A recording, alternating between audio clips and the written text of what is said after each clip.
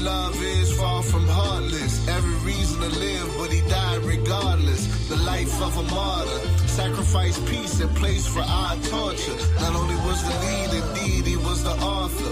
Why bother with a scoffer when all of my strength he was the source of? I can hear Marianne telling me life not hard, it get easier and easier if you let it be. Up, downs, lefts and rights, like the letter T, but you can get through it, you from a divine pedigree. Make sure you always telling the Lord thank you, from dangers unseen and seen from all angles. This life only for the authentic, the book of life, pray that your name get marked in it. Breath of life from the Lord, pray he long-winded. It don't matter how you start, it's all about how you finish. It's how you finish. But how you finish. But how you finish. It's how you finish. He sent your son for me, didn't deserve it. He taught, bled and died for me, didn't deserve it. The lake of fire, that was for me, but then you curved it. If I had 1,000 tongues, wouldn't be enough to worship your holy name. I know it's not a game. When I look how far you brought me, it's hard to view you the same. Thank you for your grace and your mercies. You never let me hurt me. Even my mama noticed the change. They think we keep the laws cause we think we better. I tell them we keep the laws cause that's what the Lord tell us. In the Tanakh and the Torah and Paul's letters, I see they want to scatter the sheep, striking the shepherd. Whatever, they got no lies to sell us. We kept the receipts knowing that we'll be sky dwellers.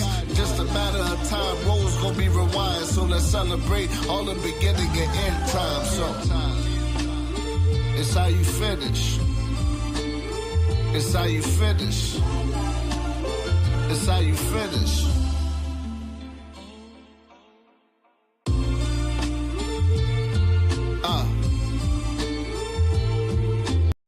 Ya Baraka, Ya Baraka, Yahweh, Yahweh, Waya Shamaka, Waya Shamaka, Yahweh, Yahweh, Ya Yahweh, Ya Yahweh, Panyawa Al Yaka, Panyawa Al Yaka, Waya Khanka, Waya Khanka, Yahweh, Yahweh, Yasha Yahweh, Yasha Yahweh, Panyawa Al Yaka, Panyawa Al Yaka, Waya Sham, Waya Sham, Laka Shalom, Laka Shalom, Yahweh Bahasham, Yahweh Bahasham, Yahweh Shah, Yahweh Shah, Barak Rapah, Barak Rapah, Yahweh, Yahweh, Yahweh Bahasham, Yahweh Bahasham, Yahweh Shah, Yahweh Shah, Barak Rapah, Barak Rapah, Yasha Allah, Yasha Allah.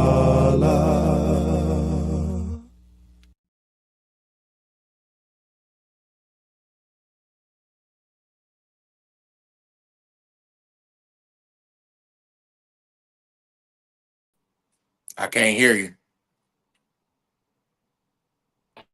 All praise to the Most High God. All praises to the Most High God. Shalom, family. We here for another Sabbath. Man, it's been a long week, but it's definitely good to be here on the Sabbath day, man. This is the best day of the week. You know what I'm saying? From the sundown to Saturday sundown, it's the best day of the week. Today I got my brother Shema Shawan with me today. You can go ahead and get it in, Shema Shawan. Shalom, shalom to my peoples, all of Israel out there. It's great to see a Sabbath day, so we get another edification. Also, feed the spirit and also rest the body, so we get from our long week that some of our people might have. Khan. Well, we about to just jump right into it, right? Because it's a lot to say, and I just want to get right into it, right? You seen the topic of it. It was called "You Ready for the Wilderness," right? And before I even get into that, we just gonna stick to the law for right now, right? Because the wilderness is very important. That we have to understand that it's coming our way, whether we believe it or whether we like it or not. It's coming, right? But we're gonna talk about it, right? Hey, also the wilderness could be a great thing. So don't get it twisted. I'm making it sound like it's a bad thing. It could be a good thing. It all depends on the individual, right? So we're gonna start it off. Give me Leviticus 23 and 33. I'm gonna share my screen with it. So I'm gonna also put it on the YouTube. Yeah, I'm gonna put it on the StreamYard page so they can see the words on it. So let me go here and share my screen.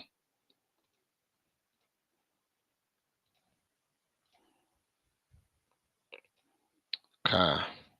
All right.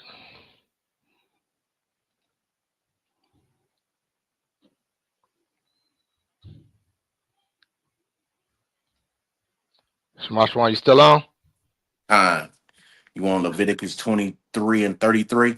Yeah, we're gonna start at 33 and all the way to 37, right? That's what I want right there. Time. This is the book of Leviticus, chapter 23, starting at verse 33. Uh-huh. And the Lord spake unto Moses, saying, Speak unto the children of Israel, saying, The 15th day of this seventh month shall be a feast of tabernacles for 7 days unto the Lord. On the first day shall be a holy convocation. Ye shall do no salvar work therein. 7 days ye shall offer an offering made by fire unto the Lord. On the eighth day shall be a holy convocation unto you, and ye shall offer an offering made by fire unto the Lord. It is a solemn assembly, and ye shall do no salvar work therein. Verse 37. These are the feasts of the Lord, which ye shall proclaim to be holy, convocations to offer an offering made by fire unto the Lord, a burnt offering and a meat offering, a sacrifice and a drink offering, everything upon this day. Okay, now jump down to verse 40. I'm on 40 to 44. Verse 40. And ye shall take you on the first day the bots The of bowls. boughs of goodly trees, branches of palm trees, and the boughs of thick trees, and the willows of the brooks.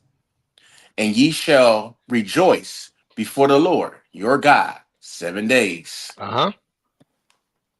And ye shall keep it a feast unto the Lord 7 days in the year. It shall be a statute forever in your generation. Ye shall celebrate it in the seventh month. Ye shall dwell in booths 7 days. All that are Israelites born shall dwell in booths. Your generations may know that I made the children of Israel to dwell in booths when I brought them out of the land of Egypt. I am the Lord your God. And Moses declared unto the children of Israel the feast of the Lord. So this is what God declared. That this is part of a feast day of a law day that we supposed to keep on the seventh day of the month, right? So on the seventh day of the month, this is where we build up our tents. We be in the woods. We do all these things, right? And it's a feast day, man. So that's a good thing, right? Because all the feast days should be a good, high, holy day and a great time, right? Give me Deuteronomy 16 and 16. Give me that real quick, right? We're going to stick with the law real quick for a quick second. We're going to get into it for sure. This is the book of Deuteronomy, chapter 16, verse 16. Uh huh. 3 times in a year shall all thy males appear before the Lord, thou God, in the place which he shall choose, in the feast of unleavened bread, Uh huh. and in the feast of weeks, Uh huh. That's your first fruits. Go ahead. and in the feast of the tabernacles. Uh huh. And they shall not appear before the Lord empty. Right. So you should not come empty handed to these feast days. You should bring something like you're supposed to do, right? And we supposed to be at the Jerusalem when we had the land 3 times a year. But understand, since we're not in our homeland, we are in captivity. We have to do what we can do in the land we stay in, no matter what. The law still stands. The law never sets apart from anything. The law still stands. So at the end of the day, we still supposed to do Feast of Tabernacles, and even in the kingdom, we will be doing Feast of Tabernacles, right? Now go back to the law. Give me Deuteronomy 13, right? And give me no, Salaka, give me Deuteronomy 30 and start at verse 14, right? We're gonna stick with the law. This is the last law I'm gonna give into, right? But we're gonna get a little bit further in it. Go ahead. You said Deuteronomy 30, Yep. Starting at verse verse 14. 14 all 14. the way to 20. Yep. Okay, this is the book of Deuteronomy, chapter 30, starting at verse 14. But the word is very nigh unto thee, in thy mouth and in thy heart, that thou mightest do it. See, I have set before thee this day life and good, and death and evil. So God set these days up for us, right? So we have a choice to pick the good. We got the choice to pick the death, and we got the choice to pick the evil. Go ahead, because God set these up for us. Go ahead. In that I command thee this day to love the Lord thy God, to walk in his ways, Uh huh. and to keep his commandments, Uh huh. and his statutes, and his judgments, Uh huh. that thou mightest live and multiply. Uh huh. And the Lord thy God shall bless thee in the land whither thou goest to possess it. Uh huh. But if thou heart turn away, so that thou might not hear, but shall be drawn away, the wisdom Nope. And of, worship. oh my bad, Salakia, worship other gods and serve them, I denounce unto you this day that ye shall surely perish, and that ye shall not prolong your days upon the land, whether thou passest over Jordan to go to possess it. So if you broke any of these commandments, right? Any of these commandments, and rather if it was a feast day, if you broke it and not to keep it, you was going to be put to death at that time. And still understand, yeah, we are under grace, but guess what? If you still continue not to keep the feast day, when the time your grace runs out, you will be put to death. All right, go ahead. Verse 19, I call heaven and earth to record this day against you, that I have set before you life and death, blessing and cursing. Cursing. Therefore, choose life, Right. So when he said that again, I record this day against you that I have set before you life and death. So God created life and God also created death, right? And he said blessing and cursing. So God also bless and understand our God also curse, right? We got to make sure we have that understanding. I know the Israelites understand that, but maybe some people in the world don't understand that. God will bless you and he will curse you. Then he says, therefore, choose life, meaning, hey, you have a choice. It's not a time for free will, right? Because there's no such thing. God has an order needs to be done. He wants, and he gives us the cheat code. He says, hey, wink, wink, choose life, y'all. He's telling us that, hey, I don't want you to die. I want you to live. So choose life by keeping my commandments. Continue. that both thou and thou seed may live. So your children may live. You know why he said your children may live? Because if you continue to keep the commandments and you have children, you can teach them and raise them up to keep the commandments. Go ahead. That thou mightest love the Lord thy God, That's how you love God, by keeping the commandments. Go ahead. and that thou mayest obey his voice, That's how you obey God, by keeping his commandments. Go ahead. and that thou mayest cleave unto me, That's how you cleave into the Lord if you keep the commandments. Go ahead. for he is thy life, God is your life. The laws is your lifeline. Continue. in the length of thy days, And the law extends your life, right? It gives you longer days of life, right? Because you being obedient. Continue. that thou mightest dwell in the land which the Lord sware unto thy fathers, to Abraham, to Isaac, and to Jacob, to go to give them. Right. So God gave us the land and God gave us the laws. So we supposed to be obedient. As long as we be obedient, God is going to protect us and deal with us, man. So now let me go. We got to go into this thing right here because now we brought out the law. So some Christians may say, hey, I ain't never seen Christ keep that day you talking about the Feast of Tabernacles. But let's see if he did or not, right? Because the Christian church is not going to prove it, right? The Christian church says that he celebrates Christmas and Easter, right? The resurrection and his birthday, right? That's what they say, but we don't find that nowhere in the scriptures. So give me John 7 and give me verses 1. John 7 and 1 and read 1 through 2. This is the book of John, chapter 7, verse 1. After these things, Jesus walked in the Galilee, for he would not walk in a jury, because the Jews sought to kill him. Right, because his own people was trying to kill him. Yahweh would not go in there because you know why? Wicked Israelites don't want to listen, right? They don't want to believe that he's the Son of God. They couldn't believe that. They couldn't take that in, right? Continue. Now the Jews' Feast of Tabernacles was at hand. Right, so the Jews' Feast of Tabernacles was at hand. All right, so now go down to verse 8. Verse 8. Go ye up unto this feast. This is what Christ telling the disciples to do. Go ahead. He didn't say go up and celebrate Christmas, right? He said go up, ye up unto the feast, which we understood in the beginning of the verse, the Salakia, the second verse. The Jews had the Feast of Tabernacles. So let's keep that straight. This is the same law that we read in Leviticus 23 that Christ even kept, right? If the law wasn't good enough, then why Christ is telling the Jews to keep the Feast of Tabernacles, right? We got to understand that. Because if Christ took away the law, then he would never tell them to keep the Feast of Tabernacles. Do your own thing, right? That's the free will right there. Do your own thing. Just have faith.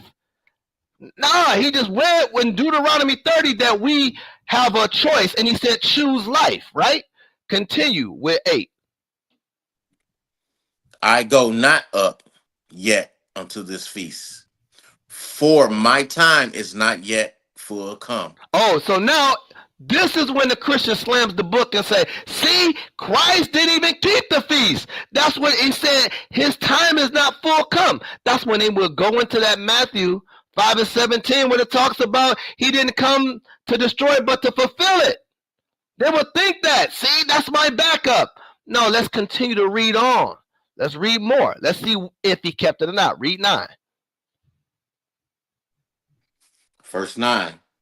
When he had said these words unto them, he had abode still in Galilee. So he stayed in Galilee. Go ahead. But when his brethren were gone up, when they already went up to the tabernacles to start it, go ahead. Then went he also up. He is talking about Christ, Yahweh. Go ahead. Unto the feast. He did what? Unto the feast. He went up to the feast. Go ahead. Not openly. But as it were in secret. Wow. Because that shows us that Christ still kept it. He just told them to go ahead because he didn't want to be bothered with the Jews because they were trying to kill him. Hey, and I'm going somewhere with this, man. A lot of Israelites, man. A lot of Israelites will say they keep the Feast of Tabernacles in secret, but really don't keep it in secret. But Christ, he kept it in secret because the reason why was because they were going to try to kill him. But he did keep it. Read verse 11 to prove it. Verse 11. Then the Jews sought him at the feast. That's all I want. They saw him at the feast, right? So we got to understand Christ kept the Feast of Tabernacles.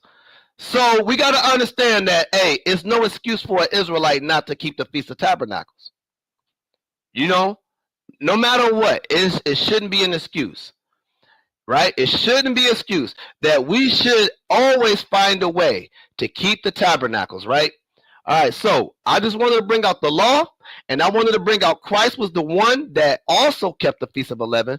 Now let's go into soon to come, right? Now let's go into future prophecy, right? Let's talk about when America is about to be destroyed, or when America is being destroyed, I shall say, and we're getting out of America and we're heading somewhere, right? So give me the first off. I want to start off at Second Ezra in the Apocrypha. Start at verse. We're gonna read chapter 15. Start at verse 9.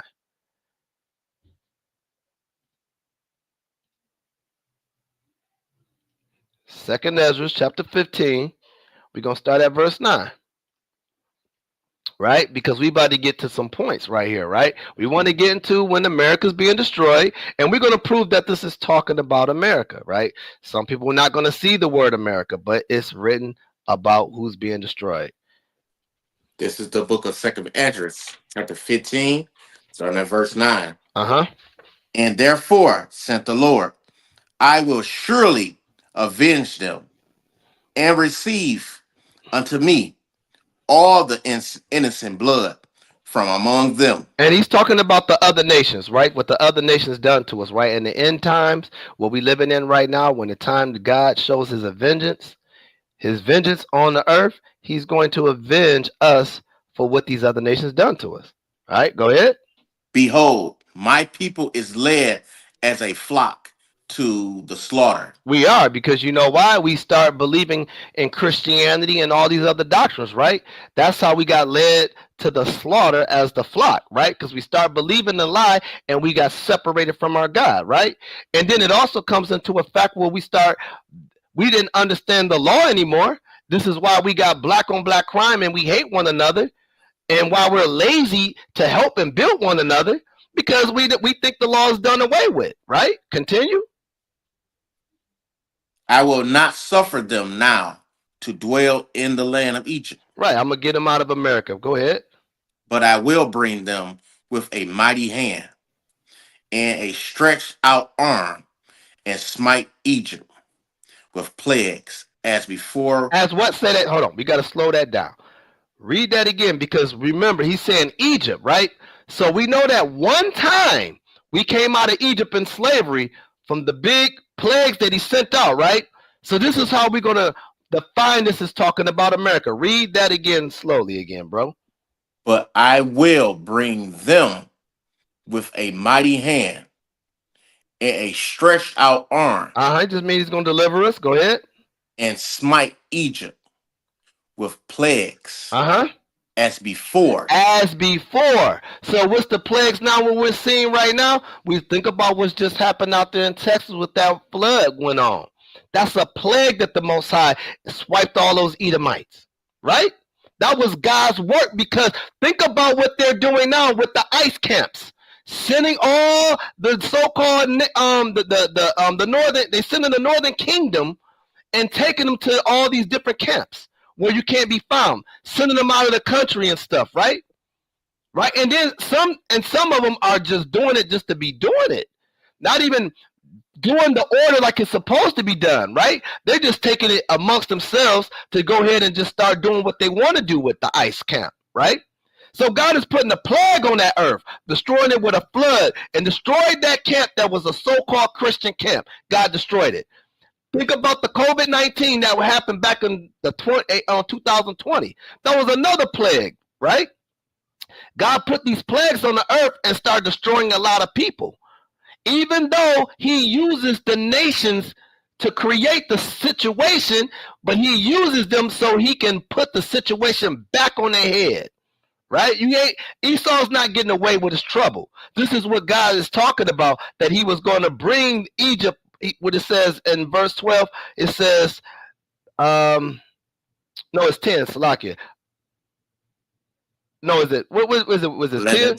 11? Salakia, okay. Stretched out arm and smite with Egypt with plagues as before. So guess what? The same thing he did in Egypt, he's doing it all over again. It's just more modern. Continue. and will destroy all the land thereof. Right. So, hey, to prove it, just read it off the screen. I'm gonna give you Revelations 11:8. Right. But this is what God calls America. Go ahead. Read verse 8. You in Revelations? Yep. Revelations 11:8. This is Revelations 11 and 8. I will hold my tongue no more. No, no. Revelations 11:8. Let me see. Because you said read the screen. Oh, Salaki, is it showing? It's saying, I only see verse 9. Say, and therefore, said the Lord. You don't You see still in, 8? No, no. I'm here. I see it. I see it on my end. nah, it loaded up now. Okay, Kaka. Salaki. Say 11 and 8. Yep. This is the book of Revelations, chapter 11, verse 8. Uh-huh. And their dead bodies shall lie in the street of the great city, Right. The dead bodies is a representation of the loss. Right. We're pretty much don't know where we at. Don't know who we are. Right. We're dead in the spirit. Right. We walk around these streets not knowing who we are. That's the dead bodies. Continue. which spiritually is called Sodom Uh and huh. Egypt, And Sodom and Egypt. Go ahead. where also our Lord was crucified. Right. This is just stating that Rome all over again. And Rome is the same thing as America. That's all it is. America is Rome, right? So this is what it's talking about. Egypt, right? Sodom and Egypt, right? Because what's happening in America is a whole bunch of homosexuals walking around here. This is why it's called spiritually Sodom and Egypt. So this is why it's talking about America. Go back to Second Esdras, read verse 12. Fine. This is the book of Second Esdras, chapter 15, in verse 12. Uh-huh. Egypt shall mourn, and the foundation of it shall be smitten with the plague and punishment that God shall bring upon it. Right. God's going to destroy this place. Go ahead. They that till the ground shall mourn, for their seeds shall fail there through the blasting in the hail, and with a fearful Constellation. constellation. So what that means, this is talking about the war going on with the nuclear bombs going over with everywhere. That's the blasting in the hell because it's going to explode when it hit this earth, right? It's going to shake the whole earth, right? Continue. Woe to the world and them that dwell therein. Right, because when God destroys America, ain't nothing is going to be on sight standing, right? Ain't nothing's going to be on sight standing. Continue. For the sword and their destruction draw nigh. And those are the missiles. Because when you look at a missile real high, it's shaped as a sword in the sky. So that's what it's talking about. Because Ezra's just speaking about a vision what he's seeing that was going to destroy. So he looks at that missile that it looks like a flying sword. Continue. And one people shall stand up to fight against another, and swords in their Right. hands. It's going to be a war going on. Country versus country. What we seeing right now is starting the whole position right now. You got Iran, you got Israel, right? You got America got their nose in it. Pretty soon enough, it's going to be somebody else going to dip their nose in it. You're going to have Russia jumping in. You're going to have China. You're going to have India. All of them going to jump in, right? Continue. Slacky, because just I seen on news earlier today that Russia just bombed what's they neighbor country. They going against You talk about Ukraine. yeah, they just bombed Ukraine again, and now United States jumping in there now God, trying to defend them. man, But that's that man that Donald Trump was just talking about him, told me he should apologize to him and everything. But now you jumping in trying to protect him. That's because he's same color as him. That's still my brother. I gotta help him, even though I don't like him. I gotta help him because God. it's something over there that he want. Because I know Russia don't want them to get a part of the European Union. God. God. Want to finish verse 16? Go ahead. Yep. Verse 16. For they shall be sedition among men, Hold on, Salaki, my bad. Go ahead. and evading one another. They shall not regard their kings nor prince, and the Course. course of their actions shall stand in their power. Right. So it's not even the government is going to stop this. They're going to overrule the government and do what they want to do to go to war. Continue. A man shall desire to go into a city and shall not be able, Uh-huh. for because of their pride, the city shall be troubled, the houses shall be destroyed, Mm-hmm. and men shall be afraid. Uh-huh. 19.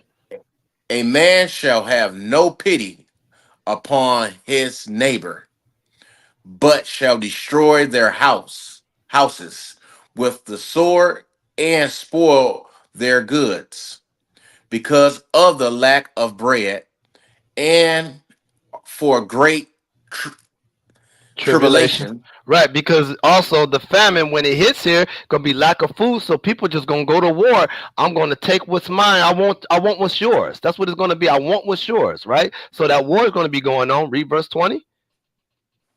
Verse 20.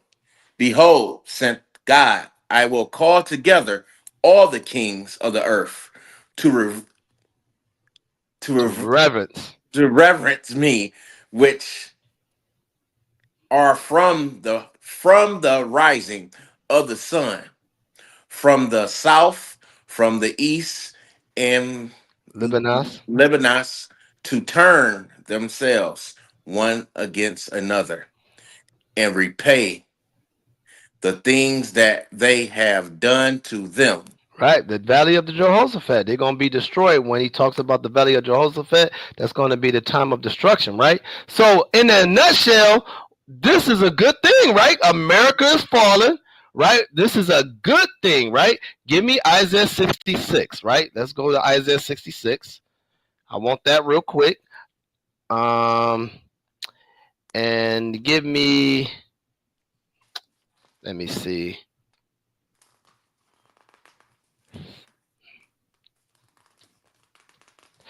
8. Give me verse 8. This is the book of Isaiah, chapter 66, verse 8. Uh-huh. Who had heard such a thing? Who has seen such Ain't things? nobody gonna see this type of destruction when that time happen. Go ahead. Shall the earth be made to bring forth in one day? Right. Or shall a nation be born at once? Uh-huh. For as soon as Zion travailed, she brought forth her children. Uh-huh. Shall I bring to the birth and not cause to bring forth? Sent the Lord. Shall I cause to bring forth and shut the womb? Sent thou God. Right. So if I bring forth, do I cause it to shut the womb? It's like no. Go ahead. Rejoice ye with Jerusalem Right. And rejoice, everybody, the children of Israel. This is a happy moment. Go ahead.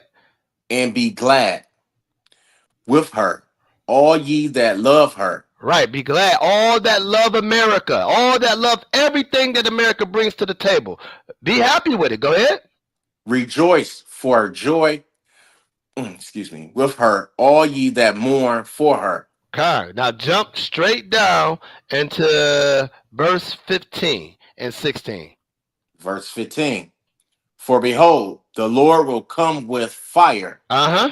and with his chariots Uh-huh.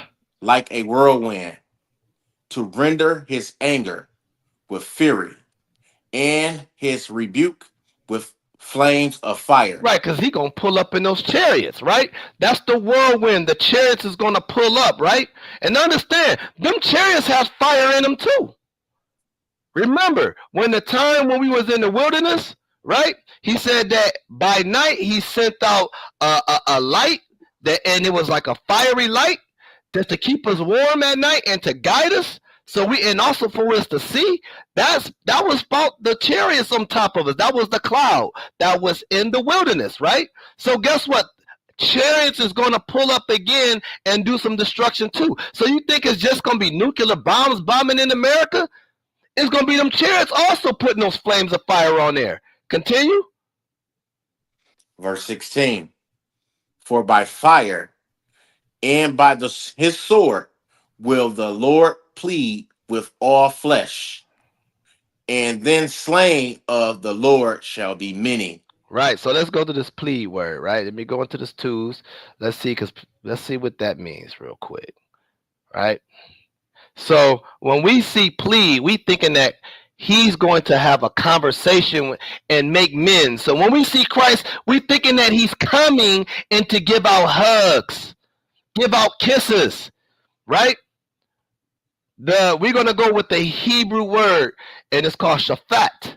Shaphat, right? That's the Hebrew word for plead, and this is the outline biblical usage. It says to judge, to govern, to vindicate, and punish. That's all I want right there, right? It means to destroy. He's coming to destroy, right? That's what it means. So when he comes to America, he's not coming with a good smile on his face. He's coming to destroy. So guess what? This is when the Israelites get so happy. This is the day we were waiting for, right? A lot of us have been waiting on that day of the time of destruction. But I'm going to ask yourself, right? We know that day is coming. And I'm putting myself in the forefront, right? I'm going to put myself in the forefront.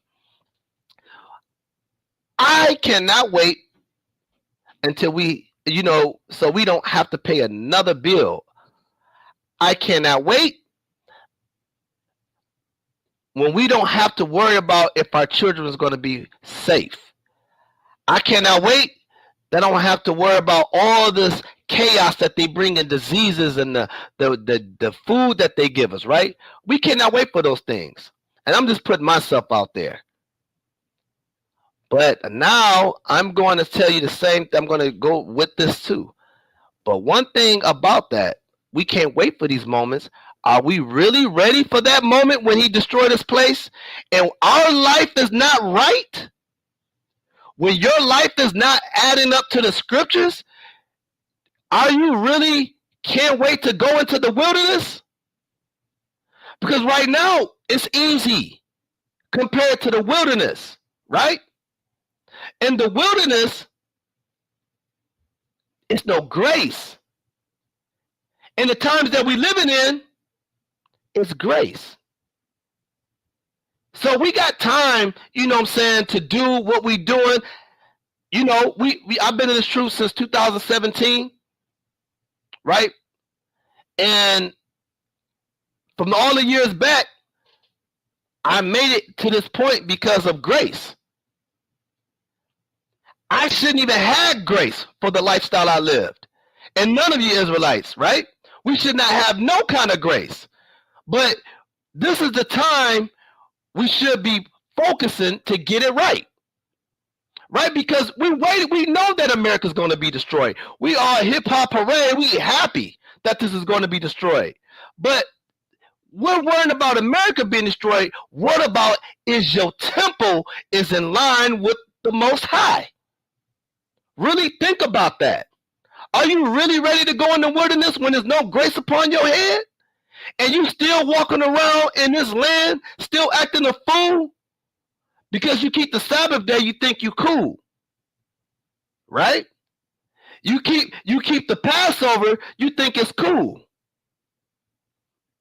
right? You keep the first fruits, it's cool, right? These are good feast days, right? First fruits, we go outside, it's like one of the first barbecues we get out of the year, right? We outside having a good time, the weather is warm, right? We having a great time. And I'm just going to jump into the Day of the Tabernacles. This is sometimes is a lot of Israelites' weakness. They say they like Feast of Tabernacles,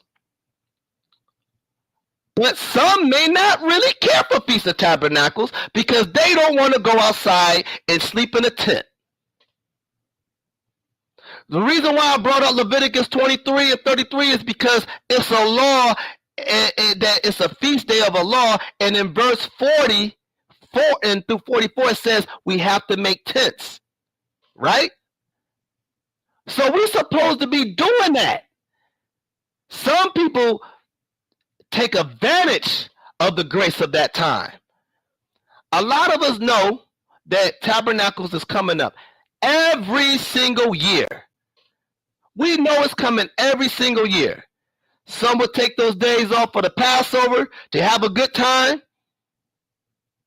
right? And I'm talking general. I'm not talking about L.O.I. only. I'm talking about everybody, right? We talk about all people that repented.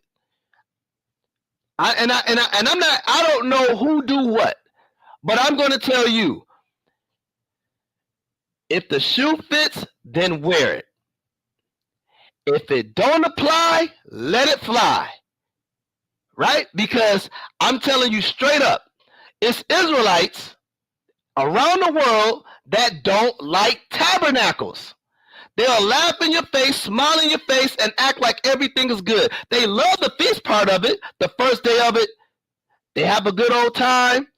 So a lot of them in their mind, they drink their way to get themselves together to do the Feast of Tabernacles. They mess around and they'll drink just because their mind is not right. They have to get their mind ready to be outside for 7 days. Some of our people don't want to do 7 days because America has spoiled us so much that we don't need to be outside thinking about nature. We think that we're not even nature people, right? The Bible said we have to go in the law, we have to go into the woods, right? Where did God take us out of the land of Egypt and put us in the woods, right? He put us in there. So now we in America, we are under grace, so now we think that we can play with the Feast of Tabernacles. And then you say you ready to be in the will, you ready for America to be destroyed, but your mind ain't even right on tabernacles. Some people even go out the way. They will sleep in a car just to feel comfortable and say, I slept outside, but you was in your car. And don't get me wrong, some people's circumstances is very different. So therefore, we don't know how everybody's life situation stands. I'm only talking to the people that makes excuses. I'm not talking about the people that they may not be able to do it. I'm talking to the people that makes excuses that they don't want to do tabernacles because it's uncomfortable to sleep outside. We don't want to do what the Most High say to do when it comes to that. Some, like I said, people sleeping in the car say, yeah, I did my tabs in the car. Only the people that's just making an excuse. Hey, did you go in the tent? Nah, I ain't gonna go this year. I'm gonna do it next year. What if that's the last time? And you know you could have done it. Some people will be like, hey, it's time, hey, when it's time to start, everybody get it all readied up and get your time off of work. Some people got vacation time and they don't want to use their vacation time for it. They want to say, I'm going to use a couple days and I'm going to sleep outside for 2 days and then that's it. And I'm just going to say, I got to go to work. Right? You ain't fooling nobody but yourself. The Most High don't play them games, man. So we got to think about this. When America be destroyed, it's going to be hip, hip, hooray. We're going to be excited, man. Jumping up and down. If, you know what I'm saying, if your faith is right? So we're going to prove that we're going to be happy when it's happened. Go to Exodus 15 real quick. Go to Exodus 15 and read 1 through 3. Hi. This is the book of Exodus, chapter 15, verse 1. Hold on, let me pull it up real quick, man. Let me pull it up real quick on the screen so they can see it. All right, go ahead. Then sang Moses and the children of Israel this song unto the Lord, and speak, saying, saying, I will sing unto the Lord, for he had triumphed glorious. The horse and his rider had he thrown into the sea. Right. That's just like when he destroys America. We're going to be so happy. We're going to say, all praise to the Most High. May he destroy our enemies for us, right? That's the happiest moment right now. This is like before we spy the wilderness gets real. Continue. The Lord is my strength. Uh-huh. Excuse me. In the song, and he is become my savior. Salvation. Salvation. He is my God, and I will prepare him in the habitations. My fathers, God, and I will exalt him. Uh-huh. The Lord is the Lord is a man of war. The Lord is his name. He's a man of war. That's why he's going to destroy America. Because you got to be a man of war and war ready to destroy what's going on here, right? Go ahead. Pharaoh's chariots and his hosts had he cast into the sea. So all this has been put to death, right? Go jump down to verse 8 to 10. Go 8, verse 10. Verse 8. Verse 8 all the way through 10. Salakia. Verse 8. And with the blast of thy nostrils, the waters were gathered together. The flood stood upright as an heap, and the depths were Congealed. congealed in the heart of the sea. Right. So this is talking about in the wilderness, he had lifted up the water and split it up and divided, right? And made a heap, right? It's the same thing. Instead of water, he's going to use fire, right? So exactly how they got out of Egypt, it's the same thing. God is going to get us out of America by destruction. And he's going to get us up in these chariots, right? We're going to get caught up in these chariots and we're going to leave out of here while the destruction is finishing its job. Continue. The enemy said, I will pursue. Right, because the enemy going to still try to keep us still. Even though that's what Pharaoh and them did, the enemy's going to try to go against God. They mean Christ of Salakia. They're going to try to go against Christ. They not about to let us go, right? They're going to fight to the death for America. These devils ain't trying to let that land go, man. This is something that they built on blood. So they want to stand on that. And they know they used us to build this land up. So therefore, they can't live without us. So therefore, they're going to try to fight Yahweh Shai to keep us here. But you ain't beating the big bro. You ain't big brother right now. Ain't no way in the world. He going to make sure you get it because ain't no way that you're going to have your weapons go against him. It's not going to happen. What's they little saying? I'm gonna die with my rifle in my hand. What's they little dumb saying they be saying? I don't know, brother. That sounds familiar. Yeah. Yeah, they tell us that they're gonna die with their rifles in their hand or something like that. They be saying, and that's exactly what's gonna happen. Kai. Go ahead. I will overtake. I will divide the spoil. My lust shall be sanctified upon them. I will draw my sword. My hand shall destroy them. Thou didst blow with thy wind. The sea covered them. They sank and led in the mighty waters. Right. So that's all that's going to happen. We're going to be praising. We're going to be happy. We're going to be dancing. We're going to have a good old time, right? We're going to have a real good old time. But then reality hits. This when it gets real, right? Now we're going into the wilderness, right? And a lot of times what ends up happening, especially for us as people, we always try to seem like if it was me, I would have done that. You know, Israel always saying if it was me, you would have done this, you would have done that. You wouldn't did sugar, honey, iced tea. You wouldn't did nothing. And I'm going to prove it you weren't going to do nothing. Give me Jeremiah 16 and 10. Right? Give me Jeremiah 16 and 10. You ain't going to do nothing. Even God and Yahweh Shai knows you're not going to do nothing. You know, Israel talk a big game. And we the first to complain about everything, but we talk the biggest game of all. right? Give me verse 16. Give me 16, chapter 16. Give me verse 10. This is book of Jeremiah, chapter 16, verse 10. And it shall come to pass when thou shalt show this people all these words, and they shall say unto thee, wherefore had the Lord pronounced Pronounced. Mhm. all this great evil against us? Right. Ain't that it sound kind of familiar like how they was in the wilderness. They thought that God had put us in the wilderness to kill us, right? Go ahead. Or what is our iniquities? Right. That's what we always Iniquity. we don't have no accountability. What did I do? I'm not a sinner. I keep the feast days. You know what I'm saying? I keep the I love my neighbor and I wear my beard on my face and the women say I wear my dresses and the brothers say I wear my fringes. But one thing you don't like to keep Feast of Tabernacles though.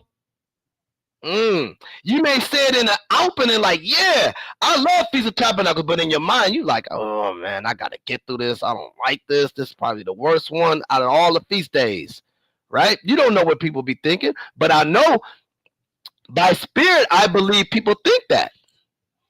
And I can't call out no names because I don't know who do that. But I know for a fact that it's somebody believes that Feast of Tabernacles is very uncomfortable. Continue. Con. Or what is our sin? Man, I ain't did nothing, man. I did go outside. I did put up my tent, but the whole entire time you was complaining. Like putting up the tent mad. You know what I'm saying? Putting up the tent just frustrated because you can't even get it right. You know what I'm saying? Ready to give in and throw in the towel like, man, I ain't doing this. Right? That's an evil way to go. Exactly. Just cussing. I ain't doing this. God. Hold on. Let me share my screen, brother. My bad. Let me share my screen. You got you going back to Exodus? No, but after this you can go to it once you finish this one. Oh, you know, I am going to Exodus. But it still bring it out if you get whatever you want to bring out. But go ahead, you just finish this out.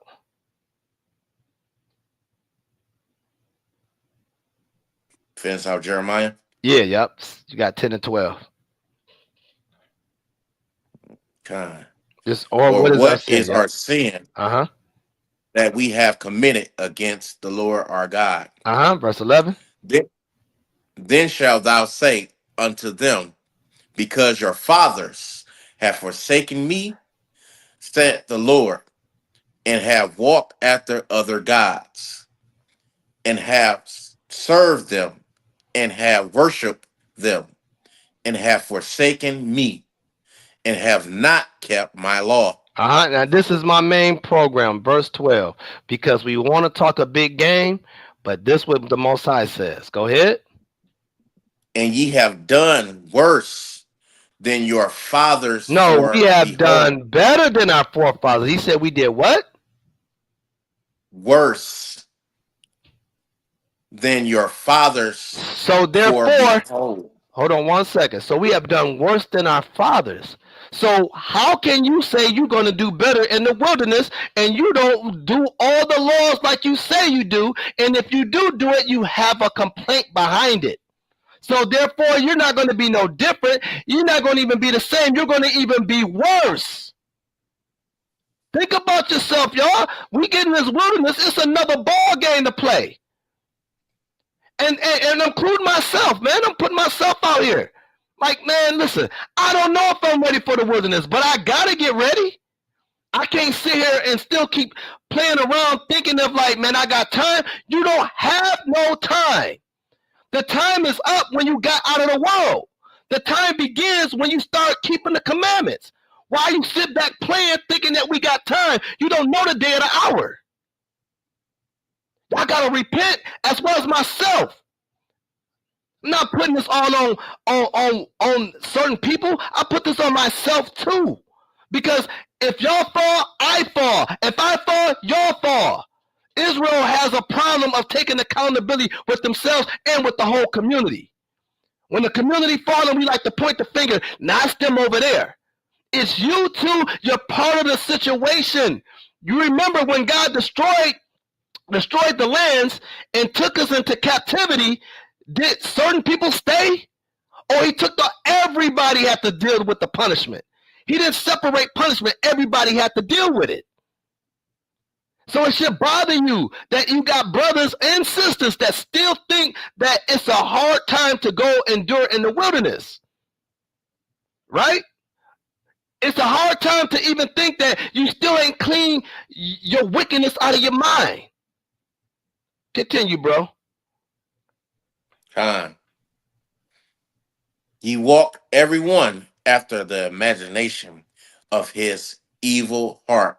You know why? That You they know what they say? And then everyone up the imagination of his evil heart. Oh, God understands.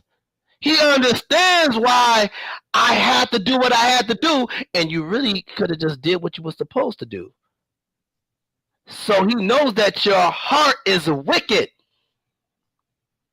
It is. He knows that your heart is full of sin, all in your mind. Because you, in order to do that what you done, and you know you could have done better, it was all in your mind. Continue. that they may not hearken unto me. Right. So that's exactly what we were going to be worse than our fathers. Go ahead. Go ahead. Bring what you got to bring out, bro. Okay, I want to go back to Exodus. We're gonna go to chapter 16. Okay. I Kind. want to bring out an example that Kind. when we get to this wilderness, people gonna thinking that this stuff not gonna happen again. Just like Solomon says, nothing new done under the sun. Kind. Because all Kind. the stuff that we doing now is the same thing we was doing back then. Kind. So just like you said, we're gonna have brothers and sisters. I ain't gonna do that. Kind. You don't know until you get there Kind. because you got in your mind saying, I'm not gonna do that. I'm not gonna do that. But you don't know until you get in that point in that time to see what you're gonna do. Because our forefathers, this is what they did. They went in that wilderness and they murmured, they complained against Moses and the Most High God.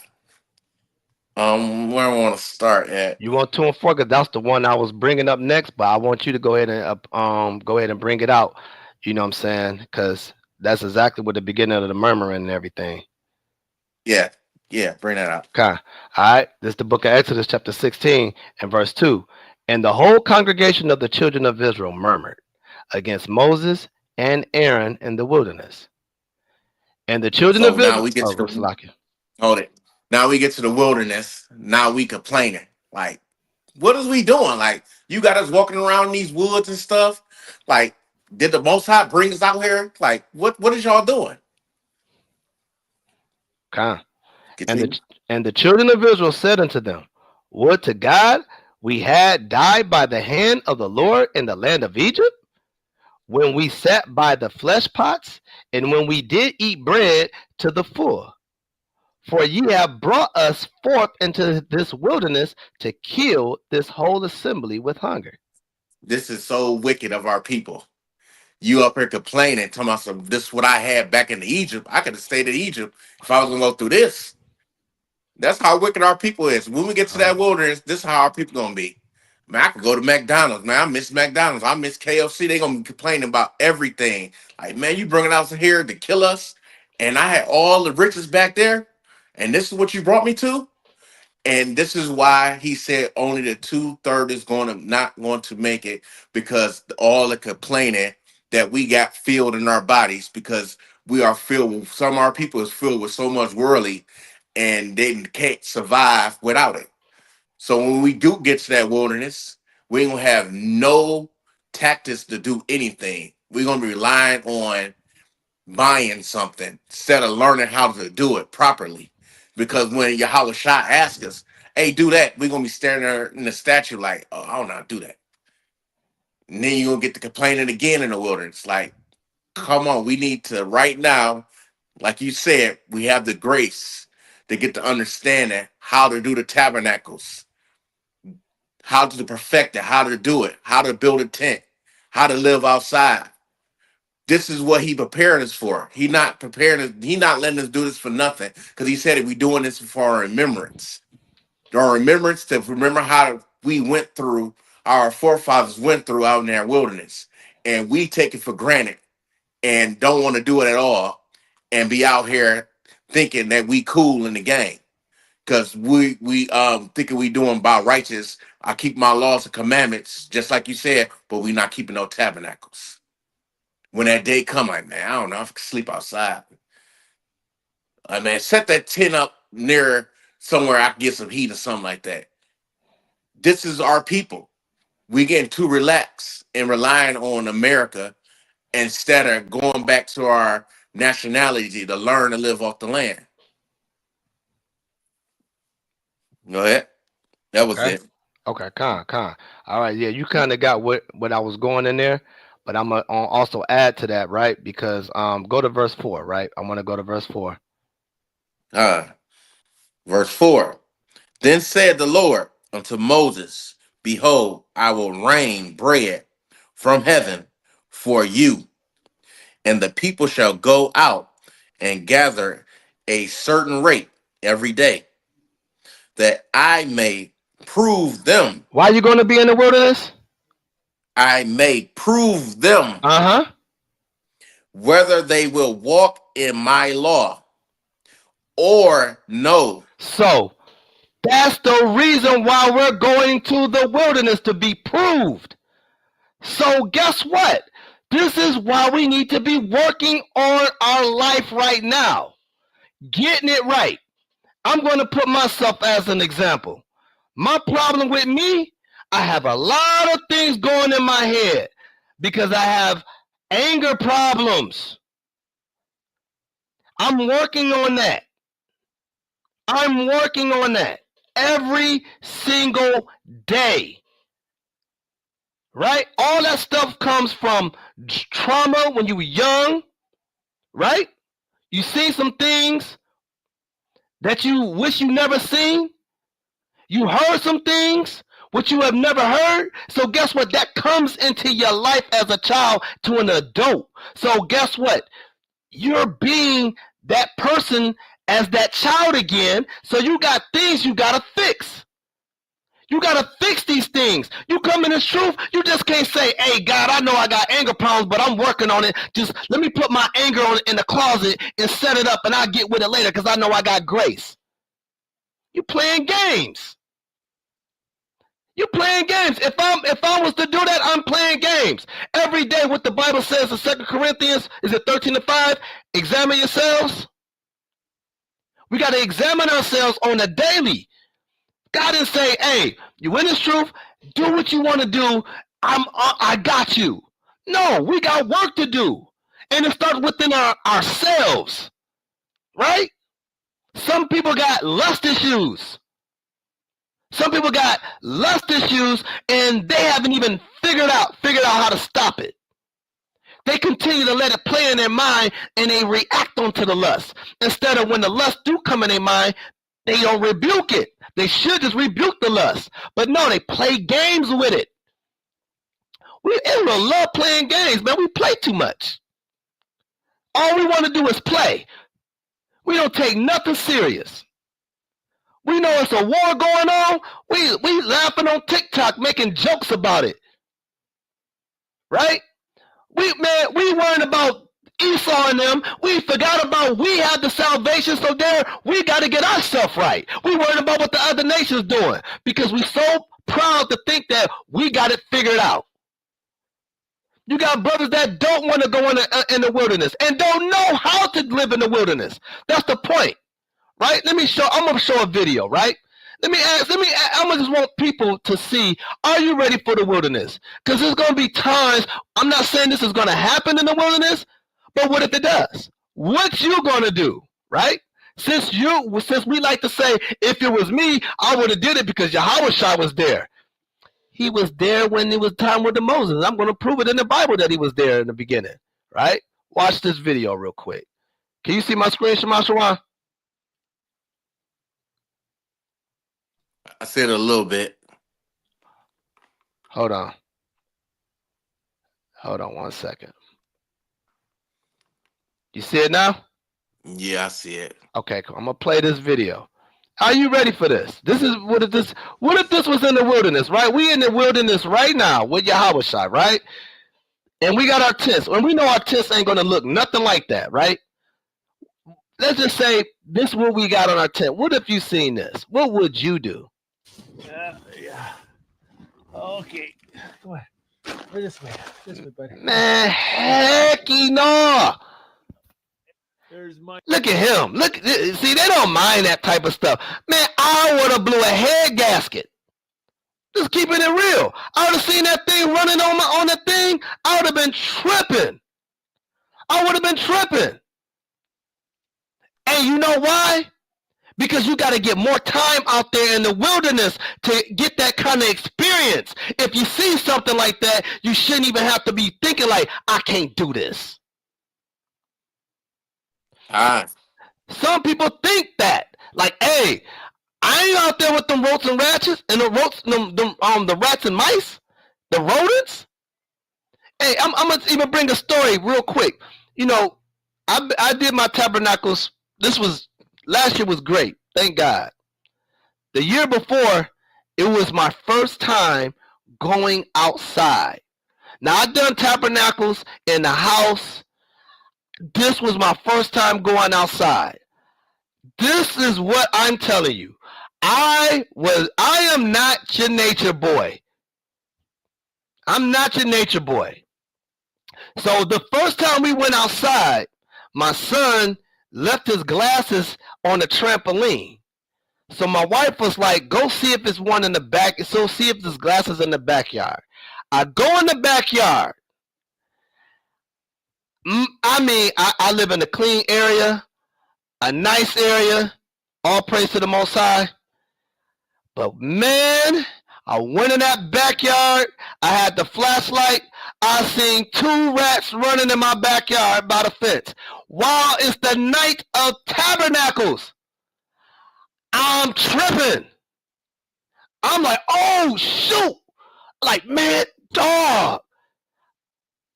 First thing that came to my mind, man, put the tent in the house and go next year. That's what crossed my mind. But I was like, no way. This is a test.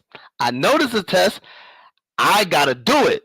I'm like, so what I'm going to do, I'm not going to tell my wife and my children what I just seen because I don't want them to be uncomfortable.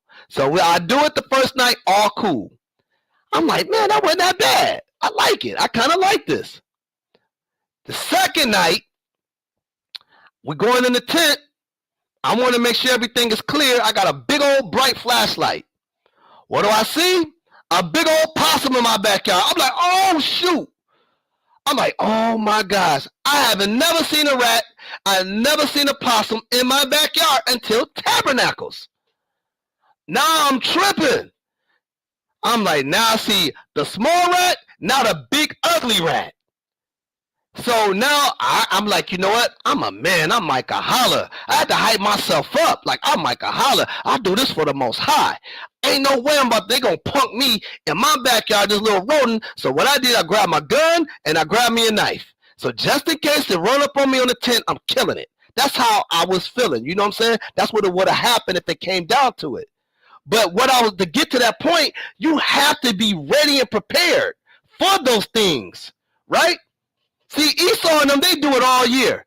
We got to learn to do it more than just once a year. We got to learn to get out there more often, to learn the scenario out there in the wilderness. We got to get back to the roots of everything, right? We can't be walking away because we afraid of this. Like, is that what you're going to do? You get in the wilderness?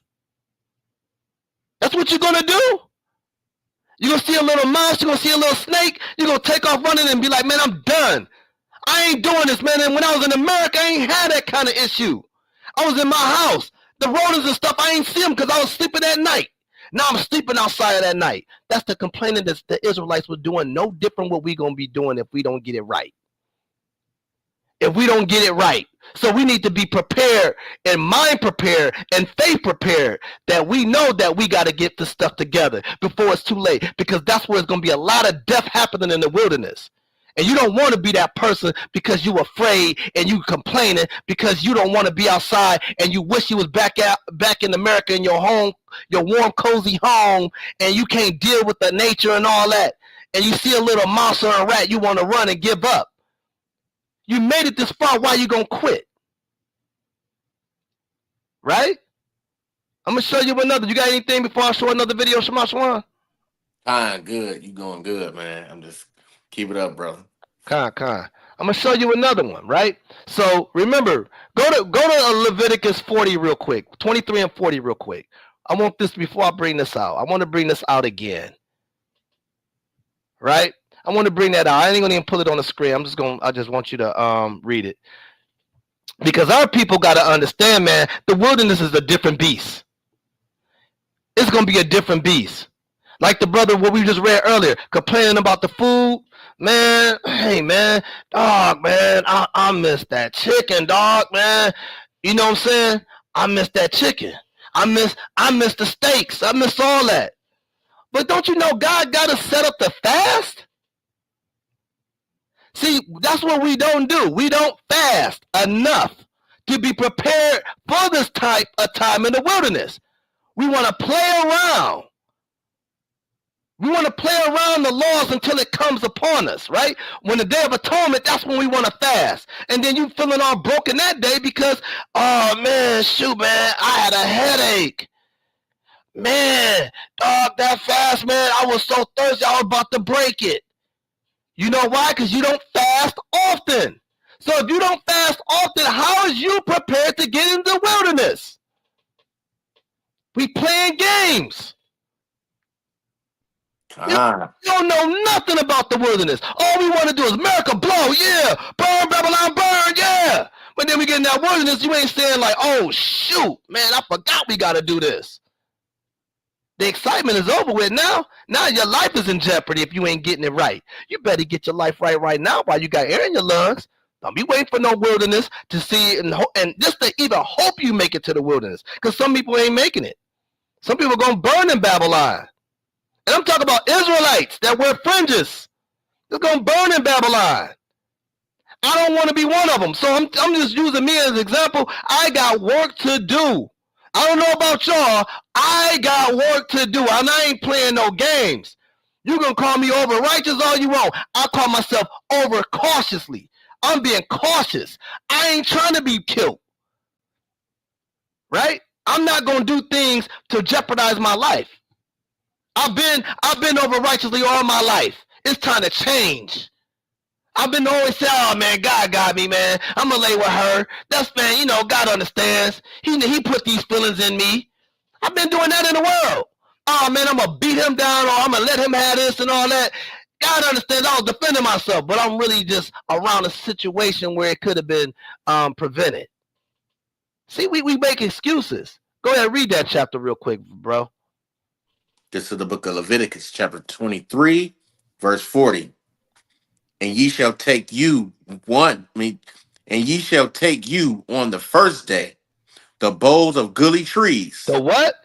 The boughs of goodly trees. So do you know what we ain't gonna be able to do? We ain't gonna take our tents that we get at Walmart or Amazon in the wilderness.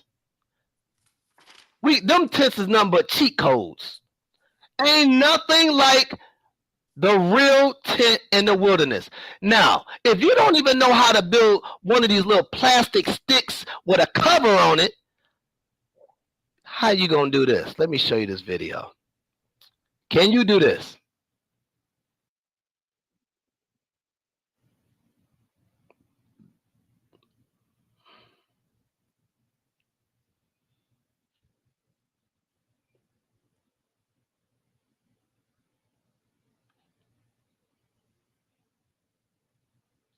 Look, I can already see an Israelite complaining.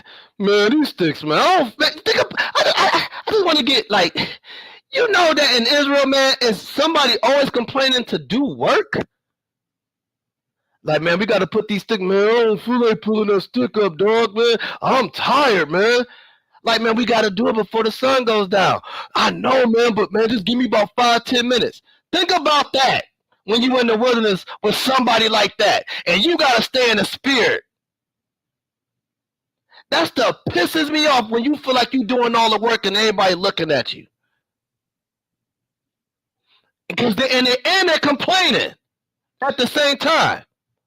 And don't even want to even learn how to do it.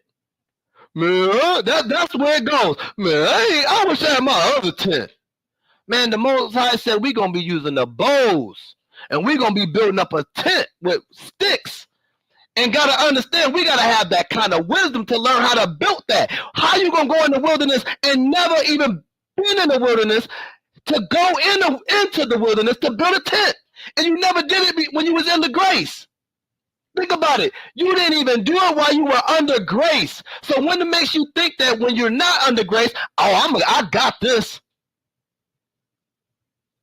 You ain't got nothing but death waiting on you, because it's just a time to happen. When it happens, when you show yourself, because you think that when this America get destroyed, guess what else is coming with you into the wilderness if you make it?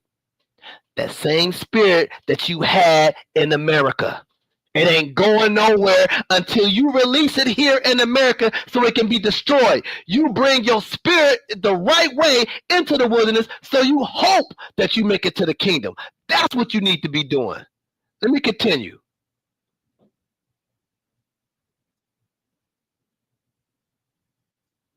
Some of us don't even know how to tie a tie right. Because you know why? We don't practice these things. We play too much. We want to be on social media all the time.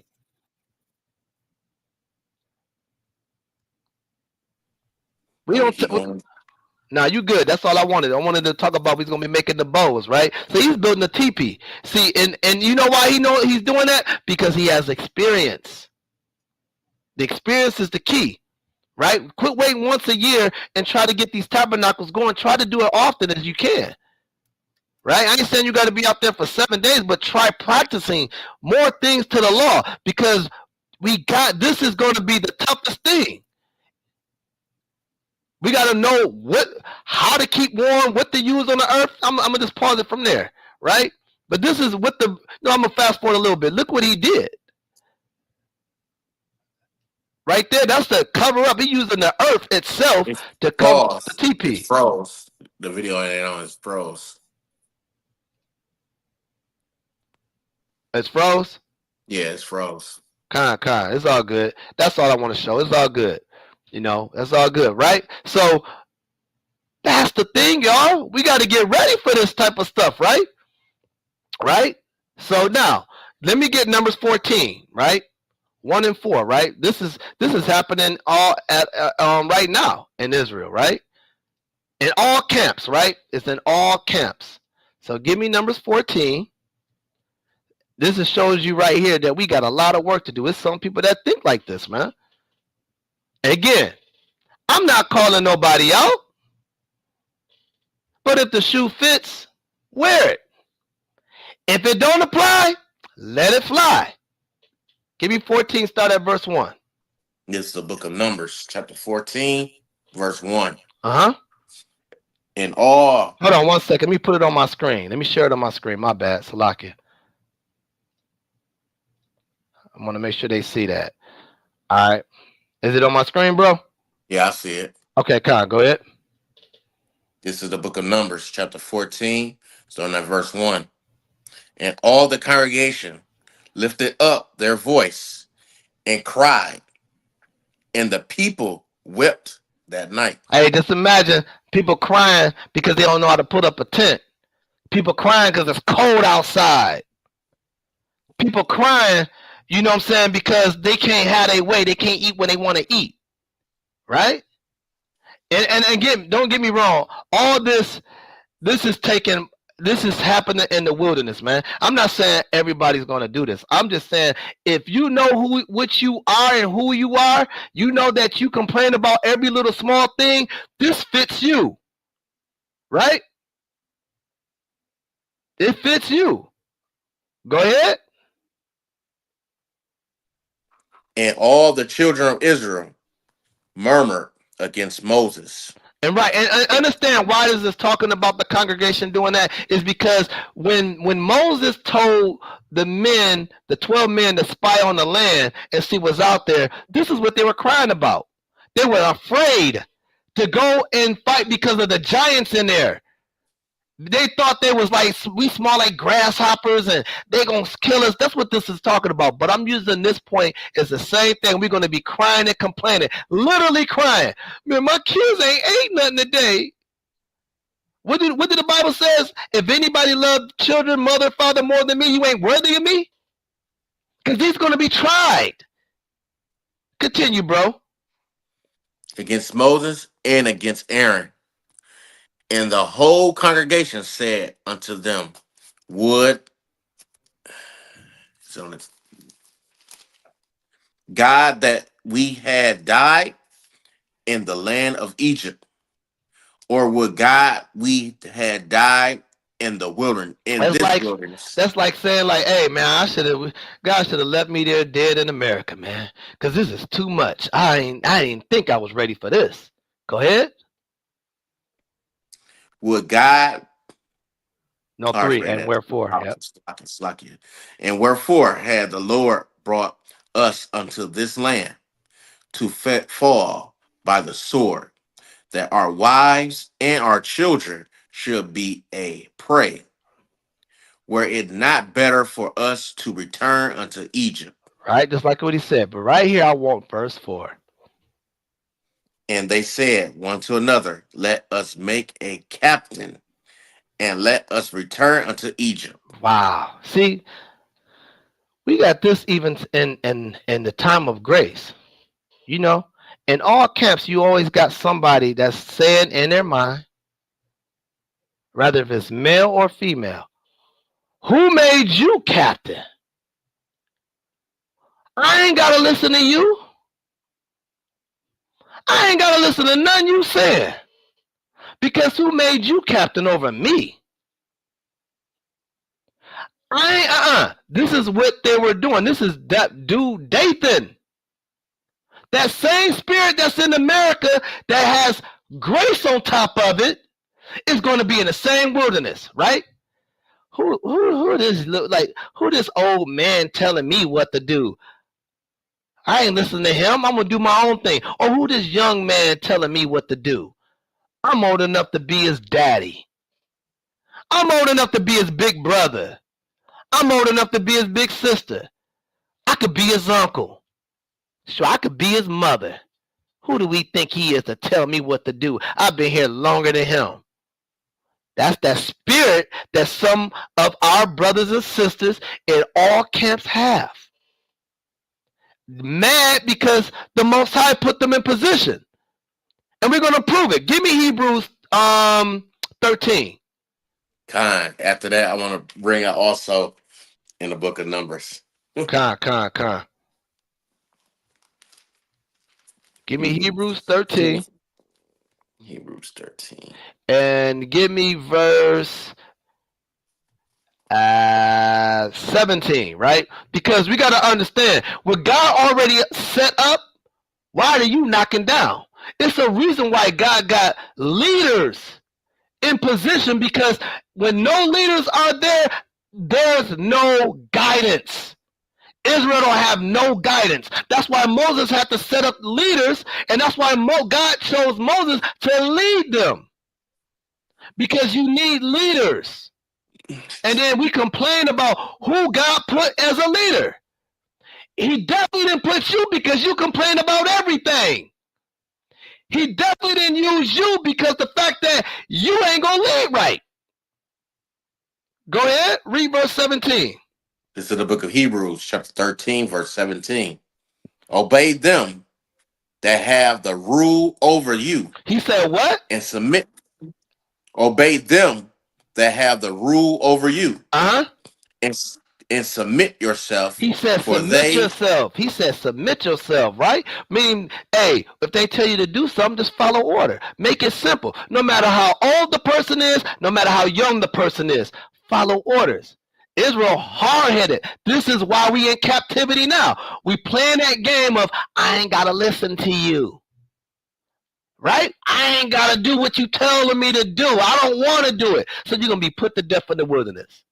If you can't control that right now, what do you think you're going to control when you get in the wilderness? If you can't follow orders from a man that doesn't have no authority, only what God gives him authority of. Go ahead. Watch for your souls. No, for they. Oh, my. Where? Start over. Go Start ahead. up to the top. Start up to the I top. see it.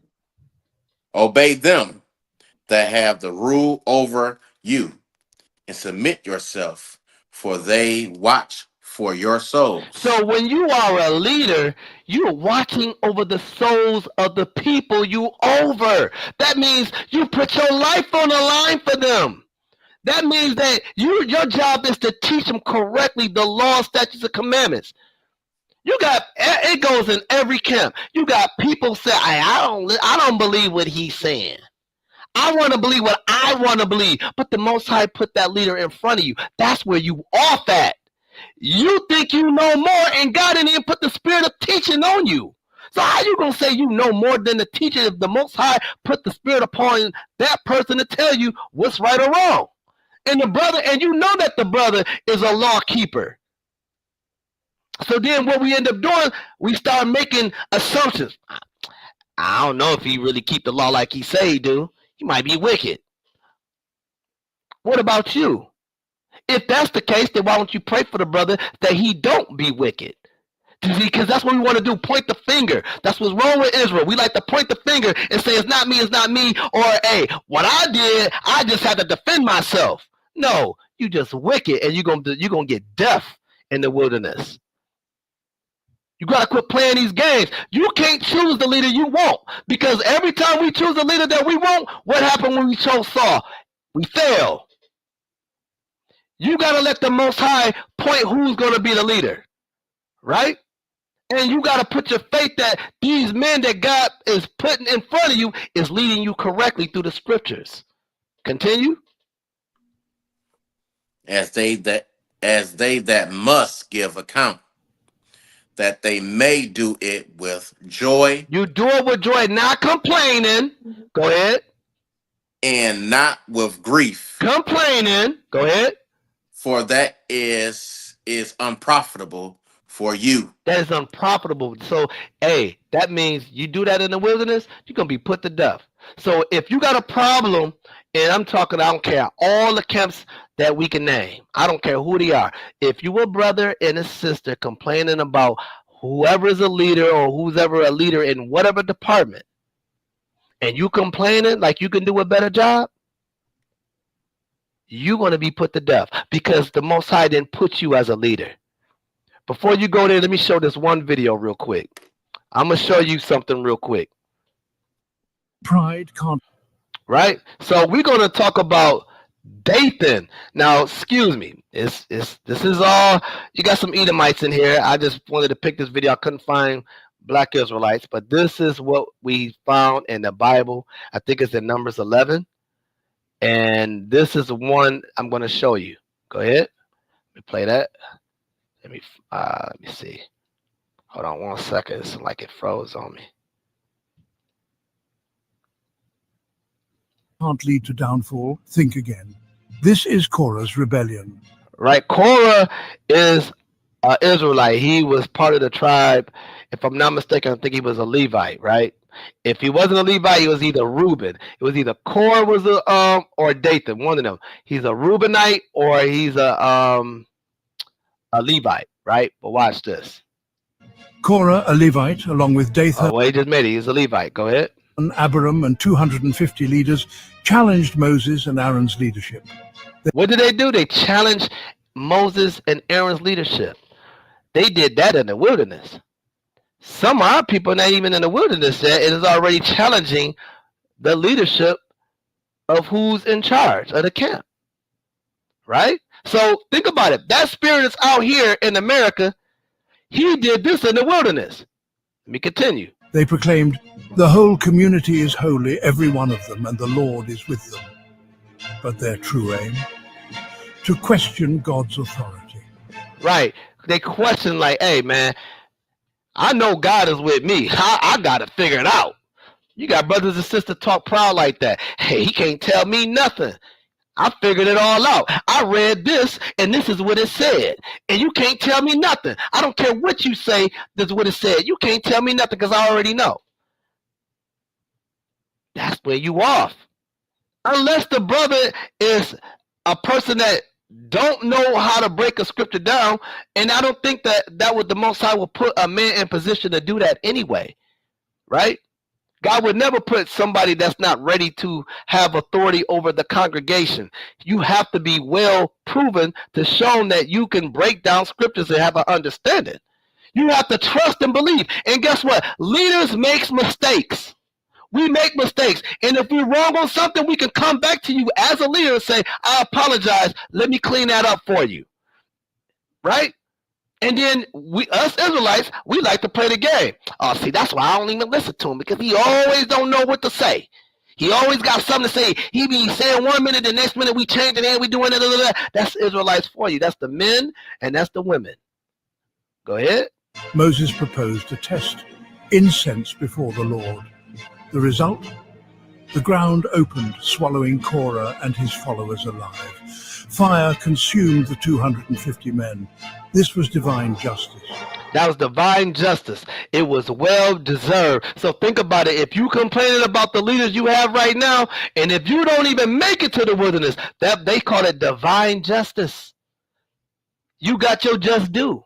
Because you don't believe and have faith that you can follow instructions through leaders. So if you can't follow instructions through them, how you going to have follow instructions to when Yahweh Shah returns? No excuse. Go ahead, brother. Well said. I was going to bring an example out in Numbers 15. Numbers 15? Yeah, we're going to start. Okay. Let me do it. Let me get you on number and put it on the screen. Numbers. I don't got this one, so that's cool. You could definitely bring it out. Numbers 15. What verse? I'm going to start at verse 32. Oh, you talking about? Yeah.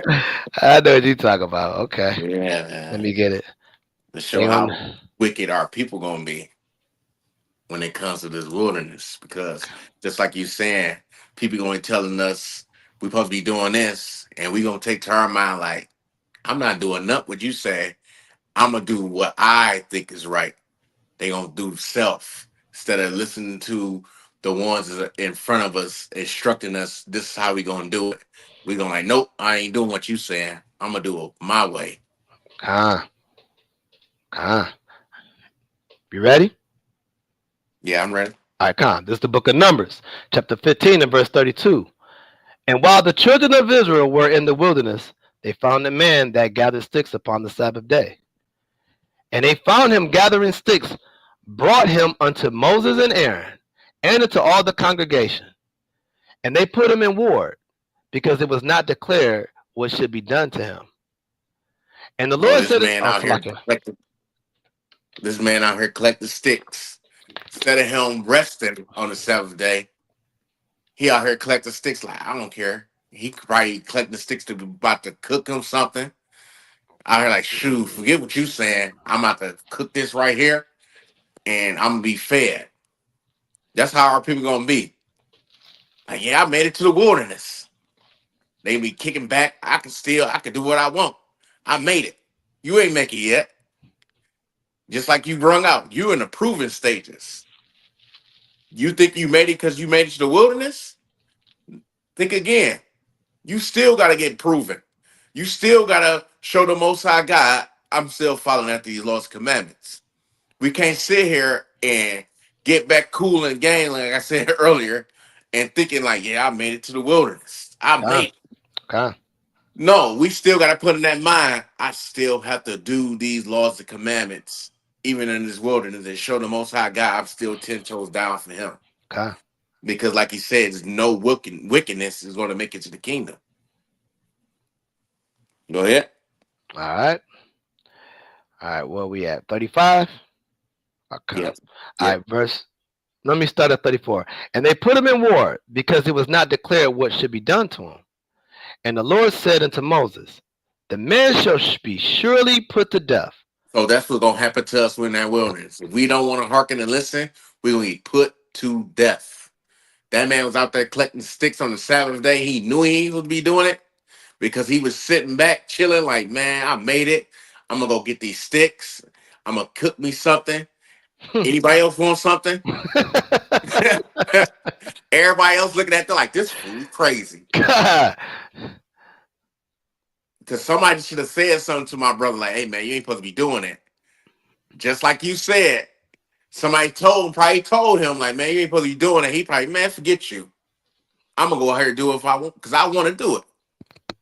This is the mindset some of our people have. God. Just like you said with these camps. It's gonna be a lot of division when it comes to this wilderness with these camps. Because they're gonna be thinking that my way is better than yours. And they're gonna be out here weaving their own self out instead of Yahweh Shah doing it. They're gonna do the work all you're gonna do the work right there. He ain't gotta do nothing. They're gonna weave their own self out. God. Is that it? Continue. All right. And the Lord said unto Moses, the man shall be surely put to death. All the congregation shall stone him with stones without the camp. And all the congregation brought him without the camp and stoned him with stones. And he died, as the Lord commanded Moses. They probably was ones like, you was a fool. I told you not to do that. If they're throwing stones at him, like, this is your rebuke. This is what you get. We told you not to be doing it. And you out there doing it anyways. God. And this is why when you get down, you get to the fringes of making the law. Remember to keep the law. God. This is why we wear the fringes. Let God. me not do this. The same thing in the wilderness. We're going to do the same thing. We better put in mind, I better not do this. You better not be have that pride spirit. You better ask them Yahweh Shai if I'm doing this right. Because he going to be looking at you like, and he going to be looking at you if you see you doing right. And he going to see if you going to ask. He going like, man, you doing that wrong. And what you going to say? Man, forget you. You're going to be dead right there on that site. God. God. So we like we've been saying all night. We got to study and apply this. We just can't just practice this every time it comes up. We got to practice this daily. We practice the fasting so we get our body prepared when we get to the wilderness, so we can survive out there. Because there's going to be times that we're not going to be eating like that. We got to prepare, like you said, to make tents outside. We got to prepare how to be like-minded people out in this wilderness because so many of us out there, and we got to be caring for one another out there. We got to be each other eyes and ears out there in that wilderness. We can't sit there and say, I'm not looking out for him because he believe in that. We cannot do that. We got to take that mindset out our heads and thinking that's my brother, that's my sister. Because nowadays in Israel, we see all the confusion going on saying my way is the better way. And nobody told them that. Because if that's the case, your way is the better way. Why is you don't have everybody following after you? Don't proclaim that your way is the better way and you up here spreading lies in your camp doing all this and that. Your way is not better. You might have a good way to break the scriptures down and the understanding to the people, but you can't say your way is better because we was put on this earth to follow after the Most High God and spread His word. We ain't supposed to be out here spreading hate amongst another in Israel, because nowadays this is what we doing. We going right back to our worldly ways, gospeling, talk about who said this and who did that, instead of helping our brothers and sister out, uplifting our brother and sister, praying for our brother and sister that they get out of the ways that they doing. This is why we get it so twisted in today in Israel that we do not follow after the Most High laws or commandments. We still got that worldly in mind. Because some of us like, man, forget that. He ain't doing enough for me. You're not supposed to do that. Even though your brother might do something wrong to you, you forgive them. Pray for that brother. Don't just put him away. Pray for that brother and say, I'm going to forgive you. and I'm gonna pray for you so you can get up out of the slump, whatever you're going through. This is what we're supposed to be doing for each other, not breaking each other down. Because, like I stated, when we get to that wilderness, we're going to see that. We're going to see all the commotion. We're going to see the bickering. We're going to see the murmur. Because this is what the Most High is going to do when we went to get to, because He's going to prove us. I ain't there. Well said. Yeah, and don't be thinking like, hey, I'm going to hang out with my homeboy. Hey, let me link up with you. What if the Most High divide that? Nah, That's what I they're going want to do. you. I want you over here. I want you over here. I want you over there. Put you in uncomfortable situations. You got a sister that complains and all she do is bicker about everything. You around that. How do you deal with that? You got a sister or a brother that has no forgiveness in their mind. You around that. The ones that push your buttons that make you so mad that you ready to knock their head off. How you gonna deal with that? This is why get it right now. Go through the motions of the trials and the tribulations. Take them as a blessing. Because guess what? When we're going through these trials and tribulations, take it as a blessing because the Most High is proving you, preparing you for the wilderness. So you don't have to be full, I'm about to lay you out. Or this B right here, I can't stand the way she looking at me. Oh man, this nigga over here think he tough. We gonna have all that type of stuff. He bossing me around like he's some type of boss or something like that. I ain't having that. I'm about to let him have it. Who does she think she is? Don't she not gonna take her husband from him? You know, that same spirit gonna be in there. And you're gonna be the example of being put to death if you keep that spirit. Ain't no way you gonna keep thinking that, hey, I right now, I'm gonna get it, but it's not right now. I'm gonna eventually get it, but I'm gonna do it, when it's time. Man, give me I got this off my mind. Give me Ecclesiastes 8. I think it's Ecclesiastes 8 and 11. I think it's Ecclesiastes 8. I could be wrong. It's about being speedily. I was gonna bring that up. Con. Yep. 8 and 11. Let me get that real quick. Because this is the reason why we act the way we are. Because we take advantage of that grace. Instead of working on our salvation, we work on grace. We focus on so much grace so we can act like fools and idiots all the time. Instead of saying, I need to work on my salvation. We can be like, man, no, God understands how I be feeling, man. That. Man, hey, I get it. That's why me personally, I got a lot of work to do. Rather, if I'm working on my anger, hey, and I have to deal with something I used to deal with in my past. I used to watch pornography like a mug when I was young.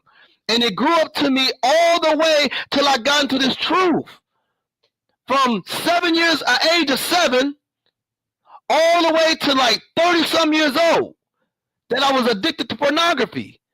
Think about that. All that junk of lust that I still got to battle today. That I still have to know, like, hey, you know what? Thank God, I don't look at it anymore. But guess what? It's still a problem there. It still triggers something. Like, I still think about sometimes when it comes up. I have to erase my mind. Just because I'm stronger at it right now, it doesn't mean I don't continue to fight. I have to fight every moment about it. If I didn't change and fight that moment, I'd be in the wilderness thinking about porn, thinking about freaking the girl down, all that type of stuff.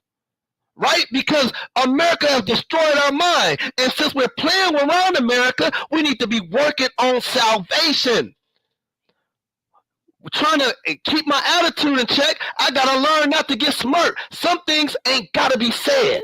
That's why I have to tell myself I ain't gotta say nothing, because every time I run my mouth, something pops off. And then guess what? I got a family that I will end up losing because I did something stupid. I take care of my household. My family rely on me. How are they going to rely on me and I'm locked up? So I have to really think about the consequences. I think about what God has allowed me to go through and he pulled me out. I take this serious. I could be called over righteous all you want, but I'm going to tell you, I want to get it right. Read verse 11. This is the book of Ecclesiastes, chapter 8, verse 11. Because sentence against an evil work is not executed speedily. Therefore, the heart of the sons of men is fully set in them to do Set in them to set do. in them to do evil. Right. That's why you do it. That's why you continue to say, I'm going to get to it. Or, hey, man, I ain't prepared for that yet, but I'm going to get there. You don't know if you're going to get there. What if that's it? What if that's the person that God is using to tell you about yourself that you need to get it right? And you say, I ain't ready for that yet. I'm going to do it when I'm ready. Then guess what? You just missed the salvation because you refuse to change. Quit playing around with this grace and get it right and use it to your advantage. Quit making it as a disadvantage. Right? Get this right, man. For real. I'm including myself and everybody, man. Right? Now give me Luke 17:1 real quick.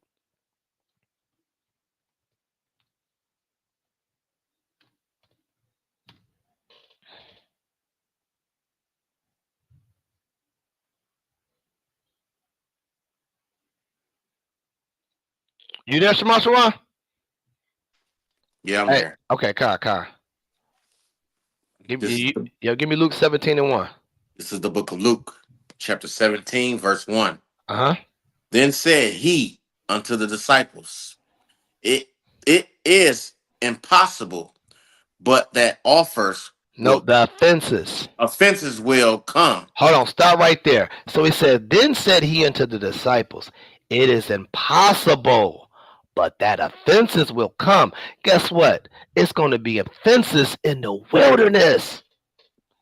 It's going to be people going to be offended in the wilderness. This is why I was breaking it down earlier. You may be separated with the wrong different group. You're going to be over here dealing with this brother and this sister, and they got the ones that irk your nerves, and you got to learn how to handle the offense. Instead of balling up your fist or disrespecting, saying any kind of thing, you react to these things. You got to learn how to have self-control.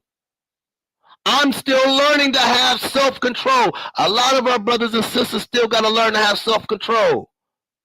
It's not easy, especially when you don't practice it. If you don't practice self-control, then how you going to have self-control in the wilderness just like that? Go ahead, continue. Offense will come, but woe unto him through whom they come. Right, so through whom they come. Because so some is, and I'm going to go on both sides because I'm going to start with y'all men. Y'all men are gossiping more than a woman now. Is it now or that always been? Because when I was a kid, man, as young men, I don't remember us gossiping. But as an adult, I start seeing grown people gossiping. And then when men talk about women gossip, man, I seen it even worse. That the Israelites that's repented is gossiping. These men, they still talk about the gorilla Hebrew thing. Like, bro, let the man rest and forgive the man. Worry about your salvation. Pray that he get the salvation. We took a hit. Hey, we stand up. We pray for the brother. We root him to get him back in the fold. Instead of we got to worry about trying to bring a man down. And you ain't even got yourself right. Then you got the sisters now. Man, this is be different. The sisters a little bit different, right? It just be gossip for no apparent reason. It could just be this competition. The women are way more competition than the man is. Us men is built on competition. Man, these women is in competition with one another. And a lot of times it don't even gotta be a reason. You just don't like the sister because you don't like the way she look.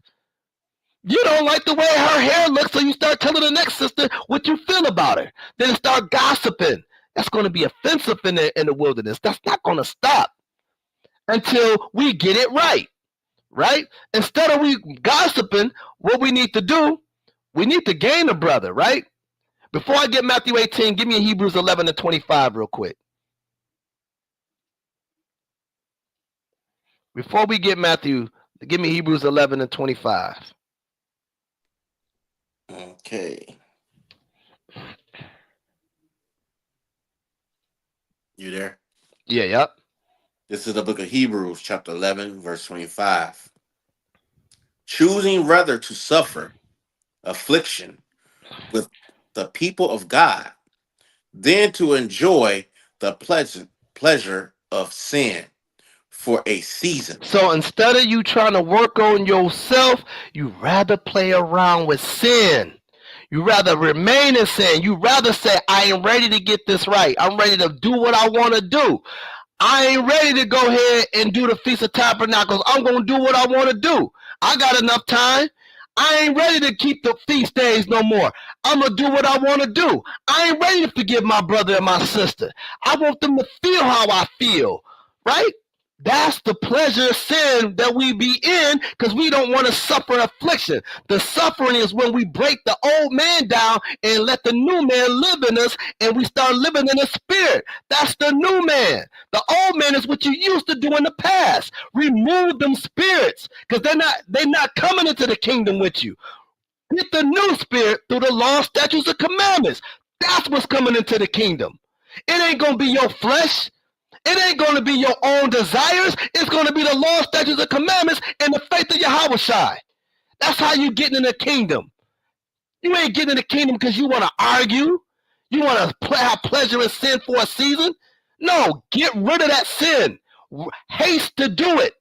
Right? Give me Matthew 18 to 15. Because this is the thing that Israelites don't like to do. Right? We got a problem. We let the problem linger, and then we act like it ain't no issue, but it's the biggest issue because you afraid to talk to your brother that you got an issue with he said or done because you thinking that it's going to be a problem. The problem is already started when you don't have that communication because it's going to build up. So whatever that brother or that sister do, when they do something, it's going to irritate you. And then guess what? That person don't even know they offended you. So you mad at that person because you haven't been man or woman enough to say, can I talk to you for a minute? You don't do that, and you walking around like everything is fine and dandy. You walking around with a wolf in sheep clothing. You're being fake, and you're not going to make it into the wilderness nor the kingdom because you don't want to walk around having the forgiveness of your brother and for your sister. Can you read that in verse 15? Time. This is the book of Matthew, chapter 18, verse 15. Moreover, if thy brother shall trespass against thee, go and tell him his fault. It's easy. Just say, hey, can I holler at you for a minute? We don't need a crowd. Let me holler at you real quick. I'm going to tell you that I was offended at what you said.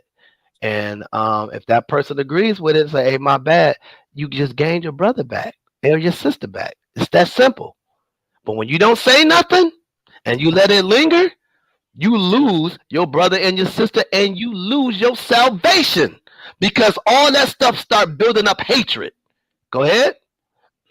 Between thee and him alone. If he shall hear thee, thou hast gained thy brother. That's all you got to do. If you can practice this in America, you will be able to handle that in the wilderness. Just that simple. Because you're going to be offended, right? It's not going to end until we make it to the kingdom, right? I'm going to get one more and I'm going to let you go. All right, give me 1 Corinthians. You got something, though? Yeah, I was going to go to Sirach. You know what? Go ahead. Just go ahead. Go ahead. Sirach 19, Okay, starting at verse 13. About pulling your brother to the side. Kai. You know, I don't got it. I don't got that on my screen, so I'm gonna just read it from the book. What is it? Sirach 19. Yeah, Okay, starting at verse 13. Khan, I got you, brother. 13. Yeah, verse All 13. right. This is the book of Sirach, chapter 19 and verse 13. Admonish a friend, it may be he have not done it, and if he have done it, that he do it no more. So right there, admonish. That means pull him to the side. Con, Talk to him. So both of y'all get the understanding what's going on. So y'all can settle things. Don't just walk around grudging on your brother or your sister, thinking everything is smooth. When y'all come around, oh, hey, how you doing? Being that fake and frown your face up and walk off. Squash that right then and there so y'all can be stronger together. con, Because once y'all far apart, y'all are weak. Once y'all come back together as a as union, y'all are stronger. Y'all cannot be destroyed. Nobody can take you down because somebody there to pick you back up. This is where some of our brothers and sisters in Israel need to realize we're more stronger together than apart. That's our brothers and sisters nowadays don't think of that. Oh, this is my camp better than your camp. That should be not in your mind at all. Your mind should be on the laws and commandments. Let me get closer to the Most High God, not just trying to bicker with these other camps. No, figure out how the way to get closer together. We all want to get up out of here, con, but we got to get the understanding. We cannot be bickering and arguing with each other when we get to that wilderness con, because we going to get put to death real quick for something small and something stupid. Continue. con. All right. Verse 14. Oh, Salakia. Oh, yeah, here we go. Verse 14. Admonish thy friend. It may be he have not said it, and if he have, that he speak it not again. Right there. He might not know what he even said because to him, when he's speaking, he might think he not didn't offend you or in no type of way. Just pull him to the side like, hey, I didn't like how you spoke to me, or I didn't like how you did that. So y'all get like again, get to understanding what's going on. Continue. Con. All right. Verse, where am I? 15. Yeah, 15. Admonish a friend, for many times it is a slander. Believe not every tale. Still tail bearing. Don't be going around listening to people saying, oh, he said this and she said that. Don't listen to that. Go to that person and figure out is this true or not. Because now people are stirring the pot to make the unity get spread apart because they might not like you hanging with that person.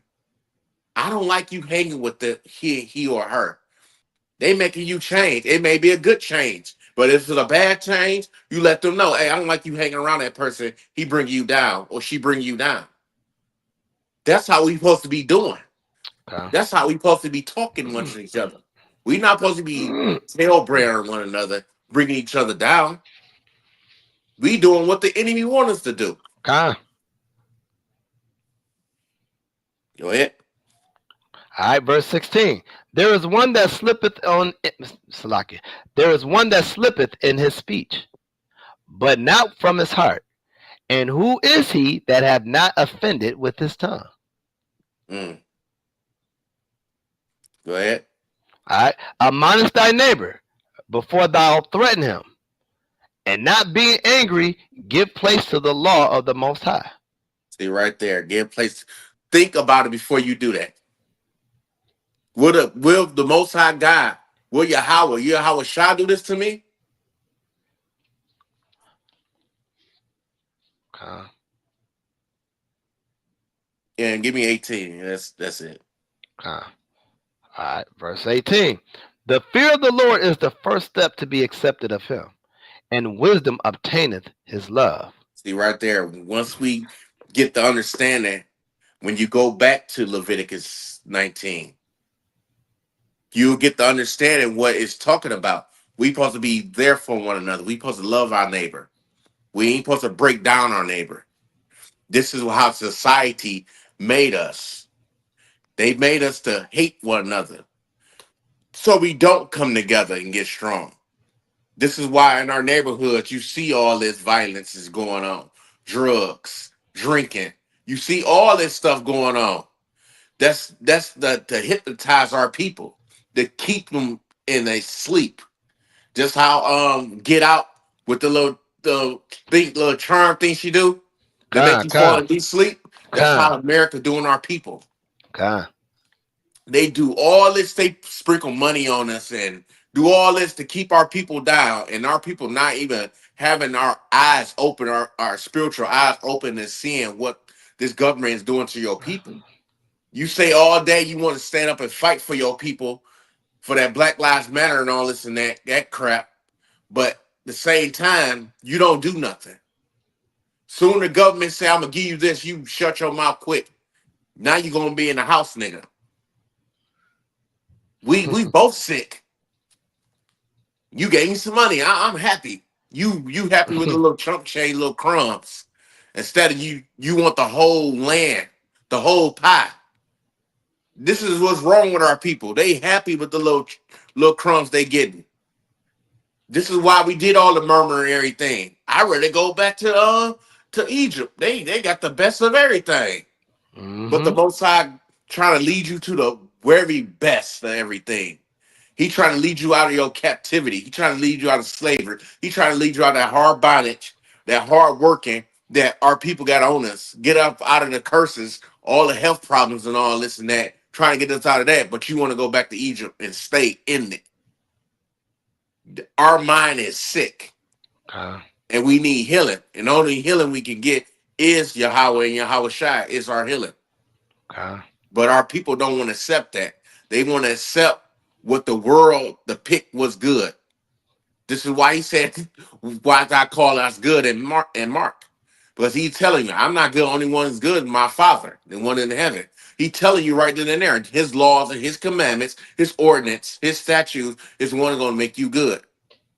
Not ourselves, doing ourselves what the world tells us to do. I yield there. con, con. All right, let me get 1 Corinthians 5 and 6 real quick. Got a few more and we're going to wrap it up. God. Right? Because hey, this is what we need to start doing, right? But we gotta get ourselves ready and prepared for this wilderness, man. Corinthians 5 and 6. We gotta get ourselves ready, right? We can't be playing no games, man. You can't come in there with your old wicked ways in the wilderness. It's not gonna fly. Okay, I'm here. Go ahead, This 5 is and book verse of 6. First Corinthians, chapter 5, verse 6. Your glorying is not good. Know ye not that a little leaven, 11. leaven the whole lump. Right. So that's why a lot of people not going to be in the wilderness. Just because that little bit of leaven of sin can mess up the whole camp. And then those that is in the wilderness with that little leaven that's in there is going to be put to death. Get yourself right before you think about saying Babylon burn. Get yourself right because your spirit is off. Continue. Con. Purge out, therefore, the old leaven, Get rid of that old sin, right? that ye may be a new lump, You a new lump because you have kept the commandments. Go ahead. as ye are unleavened. For even Christ, our Passover, is It's sacrifice. sacrifice for us. Right. This is why, hey, he died for our sins, man. Why we acting? Why we playing around like he didn't die for us? That's what it talks about in the Hebrews 11 and 26, right? I mean, on 10 and 26, right? We acting like he didn't die for us, but he did. He sacrificed himself for us. So we need to take for granted what he did and appreciate it. When we're not doing what we're supposed to do, we don't appreciate his sacrifice. We don't want to keep the commandments, and we don't want to do what we want to do and complain and go in the wilderness. We ain't gonna keep the sacrifice. That means that he died for no apparent reason for your sins. Those sins don't even cost a thing no more. It's a wrap. You're erased. You gotta pay attention what he did for us. Man, we so ungrateful. And we want to talk about we want to be in the wilderness and we so ungrateful. I want to still play these games with the Most High? And I'm thinking that I'm righteous enough to make it to the kingdom? You thinking you somebody, but you really not? Just because you can break down a couple scriptures? Man, go on with that, man. Go on with that. Go ahead, drop down and give me, go to 8. Verse 8. Therefore, let us keep the feast. Keep the feast. Even though we're talking about Passover, but we're going to talk about the whole feast. We talk about tabs right now. We're going to keep the feast. Go ahead. Not with old leaven. You're not coming in with your old ways. Go ahead. Neither with the leaven of malice and wickedness. So you ain't coming in ready to fight. You better get your mind right. Because the Most High, when Yahweh Shai shows up, man, when that sword in his hand, it ain't going to be nice. It's the same thing what they say. You show your gun, you better use it. The Most High, if he show his sword, he going to use it. You better believe that. Go ahead. But with the unleavened bread of sincerity and truth. Right. We're going to have the sincerity of truth. That's the laws and commandments. Go ahead. I wrote unto you in an epistle, not to company with fornication. Right, because sometimes there's going to be fornicators in the wilderness. And if you already that fornicator on this earth and you just barely got in the wilderness, you're going to have that same spirit that you're going to want to lay with somebody and not take care of, or just have sex just to be like a rabbit and running around having sex with that. Women want to go ahead and want to have sex with that man and all that. Think about it.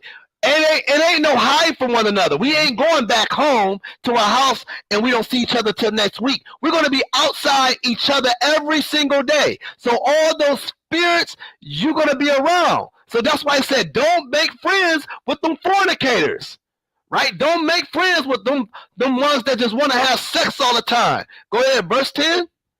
Yet not altogether with the fornicators of this world. Hey, and you're going to have some wicked Negroes when Yahweh Shai give us the laws in their mind, they're going to still want to say their own thing. But I feel, like Christ said, we have to do it like this, but I feel that I believe we should do it this way. That's them fornicators of this world, right? Thinking that they know better because they got their own doctrine. They spiritually fornicating on the word. You gotta watch out for them type of brothers too, and them sisters that want to be leaders and they can't even break down a scripture when it's supposed to be broken down right. So no, stay away from them. Go ahead. Or with the covenants. And you jealous because they got something you ain't got. If you got that jealous spirit right now, you better rebuke that thing, because you're bringing in the wilderness is going to be jealous that you wish that person may have a slave that you wish you wanted. I wish my slave massaged my feet like the way they did. Sure, I want to steal his slave. Like stupid stuff like that. You ain't even got yourself right in America, and you talk about you ready to go into the wilderness and make it to the kingdom. You better think about that, because you ain't getting in the kingdom. You got to go through the wilderness first. How in the world you worrying about going straight to the kingdom and you got covetousness in your mind? Go ahead. Or with extortioners. Extortioners, right? Always trying to get over on somebody. Trying to find and hit a lick on somebody. You got that in your spirit, you gonna get your head cut off. Go ahead. Or with idolaters. Like I said, making false doctrines, right? And making idols and stuff. You know, just like what they did in the wilderness, right? All it takes for Christ to turn his back and go somewhere else. We get bored, because guess what? It ain't no cell phones in there, right? You're busy locked yourself in a cell phone in America. When that's gone, you don't even know how to communicate, because all you do is text. I'm going to text you and tell you hi. You can just call somebody and say hi. You want to text and say hi. Because America taught you how to be a robot, not an Israelite. It made you lose community, your communication with people. Now you don't have communication skills because all you know how to do is skill with a text. So you don't even know how to talk to people. So when you come around the people in the wilderness, you're uncomfortable because you ain't never talked to nobody. You ain't even congregate with people. So when the times you want to play the game, I ain't going to make the congregation. I ain't going to make the congregate today. Keep on playing. It's going to show us in the wilderness. You're going to be looking real different. You're going to be coming around looking at how brothers and sisters are gathering. If you ain't doing that now, you're going to be looking like in the wilderness, I don't even know what's going on because you don't congregate enough. The congregation, why God wants us to do it, that's another purging thing in America if you really think about it. Because you can be caught out on your flaws. And someone can call you and tell you how you are, and you can learn how to fix that. But when you're not congregating, you're separating yourself, and you're making every excuse why you don't come. You're going to be put to death in the wilderness. Mark my word.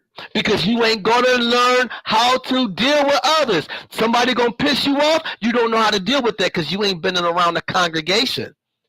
You've been texting all this time. You've been watching YouTube all this time. You've been watching funny shows all this time. You've been doing all this stuff. You know how to do all that, but you don't know how to congregate. Continue. God.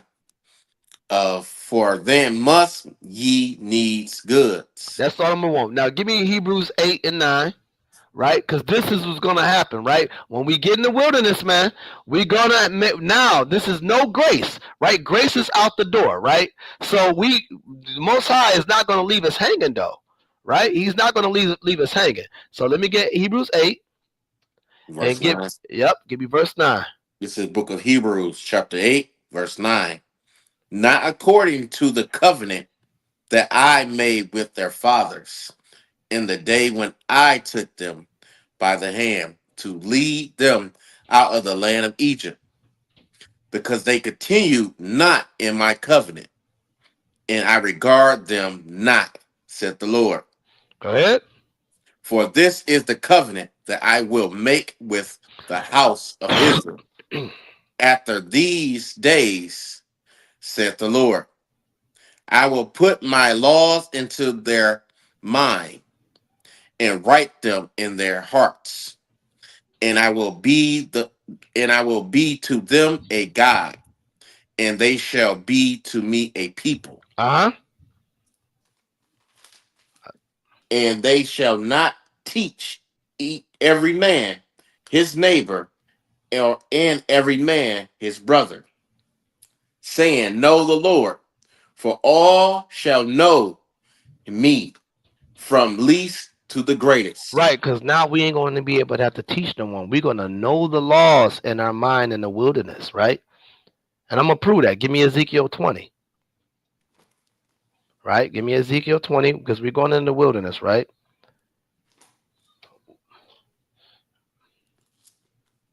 I should have did it like I'm doing it the long way. I got to get used to doing this like that, but I'm gonna get it. Ezekiel 20 what? Yeah, just go ahead, drop down and give me Ezekiel 20. Go to 32. Right, because we're gonna be in the wilderness, right? Just to back it up that we're gonna be in the wilderness. This is the book of Ezekiel, chapter 20, verse 32. And that which cometh into your mind shall not be at all, that ye say, we will be as the heathen, as the families of the countries to serve wood and stone. Right, so we ain't gonna be thinking that no more, right? Continue. As I live, said the Lord God, surely with a mighty hand and with a stretched out arm and with fury poured out will I rule over you. And I will bring you out from the people and will gather you out of the countries wherein ye are scattered with a mighty hand and with a stretched out arm and with fury poured out. Right, this is when he gets us in the chariots. Go ahead. And I will bring you into the wilderness of the people, and they will I plead with you face to face. And there will I plead with you face to face. This is when Yahushua is going to be killing. So you're going to have wicked Negroes in the wilderness to be an example. Just like how he did it in Egypt. They were wicked Negroes in Egypt. They had to be an example. God always got to use people to be an example to show you he ain't playing games. While you playing games, he's sharpening his sword. Keep on playing. Keep on playing games. I'm going to cut your neck off. Keep on playing games. I'm going to cut you in half. Go ahead. Verse 36. Like as I pleaded with your fathers in the wilderness of the land of Egypt, so will I plead with you, saith the Lord God. And I will cause you to pass under the rod, and I will bring you into the bond of the covenant, Huh? and I will purge out from among you the rebels. That's what he's going to do. Get rid of the rebels, the rebellious Israelite Negroes that don't know how to do a Matthew 18 and 15, the ones that don't want to do the Feast of Tabernacles, the one that complain and say the reason why he got to break the Sabbath, the ones that don't love their brother or their neighbor, the ones that want to hold grudges, the one that don't know how to control their anger, the ones that always lusting over a man or a woman, the one that's always gossiping, the one that always think that they're a better leader than the next leader, the one that's walking around with full of pride, envy, covetousness, adultery, fornicator, idolater, a hate monger, all of above, etc. These are the rebels, and you don't want to be that rebel. You don't want to be that one because you didn't practice while we are here on grace, that you didn't want to get it right, so you became that rebel in the wilderness. Get your mind right. Quit thinking about you want this place to be burned. You better think about getting your salvation, because the burn is going to come. The burn is going to come. That nukes is coming. God ain't wasting no time. Just like when he said in Revelations, he said, hey, he told him to control the four winds, right? That's the grace. He said, hey, give them time to get it right so that my people can wake up. And you want to play around while he's trying to get the people to waking up, while we out there street teaching, getting the people to wake up, you still playing around. Especially a lot of y'all women. And I ain't being funny, but when you read the scriptures, you tell me what one woman that they described that made it into the land of Canaan. Because it didn't say no women. So really think about that, women. And I'm talking about, if the shoe fits, wear it. If it don't apply, let it fly. I'm talking about, you know who you are if you that person that's not ready to give up your sins. And the same thing as the men. The men, it was a lot of men that died, but 2 men that they called made it with the families and the children. Think about it. Because of fear, because of murmuring, because of idolatry, because of fornicating, adultery, don't want to forgive, want to say, I'm going to get it right later. Them the people. Continue, bro, because I'm about to finish this up. And them that transgress against me, I will bring them forth out of the country where they sojourn, and they shall not enter into the land of Israel. You ain't making it to the kingdom. Go ahead. And ye shall know that I am the Lord. Give me Luke 19 and 27. That's what we're going to close it out with. Man, I'm telling you, man, we got to quit playing around, man. We're waiting for the good thing to happen, but man, think about that. It also, salvation goes hand in hand with that. When God destroyed this place, salvation goes hand in hand. And honestly, all you have is hope and faith. That's all you got. And you got to keep working, man. You in this truth, man, continue doing what you're doing. Right? Why say, hey, man, I've been holding it down this week, but next week I'm going to take a break. You can't take a break. The Bible says, what do Paul says? Endure unto the end. Is it Paul or Christ? One of them say endure to the end, right? We got to endure this thing to the end. We got to rehearse the righteous acts. So this is why we're here, right? Was it Judges 5 and 11? Yeah. We rehearse the righteous acts. We shouldn't be playing no games. We're supposed to be rehearsing. So when we do get in the wilderness, it don't be foreign to us. All right, read Luke 19 and 27. And this is what Christ was going to do in the wilderness. This is the book of Luke, chapter 19, verse 27. But these my But enemies, those, those my enemies, uh-huh. which would not that I should reign over them, bring hither and slay them before me. He ain't playing no games. So it ain't no grace. That's a rap. The grace is a rap when we in the wilderness. It's gonna be straight up. If you don't want to listen, bring hither and slay them before me. Hey, and I'm going to give you a heads up for all the leaders all over the camps, right? Understand, congregation, I'm talking to y'all. Everybody in the congregation from all camps. If you don't respect your leaders and Christ put the leaders in front of you, this is what he's going to tell you before you even think about making it to the wilderness.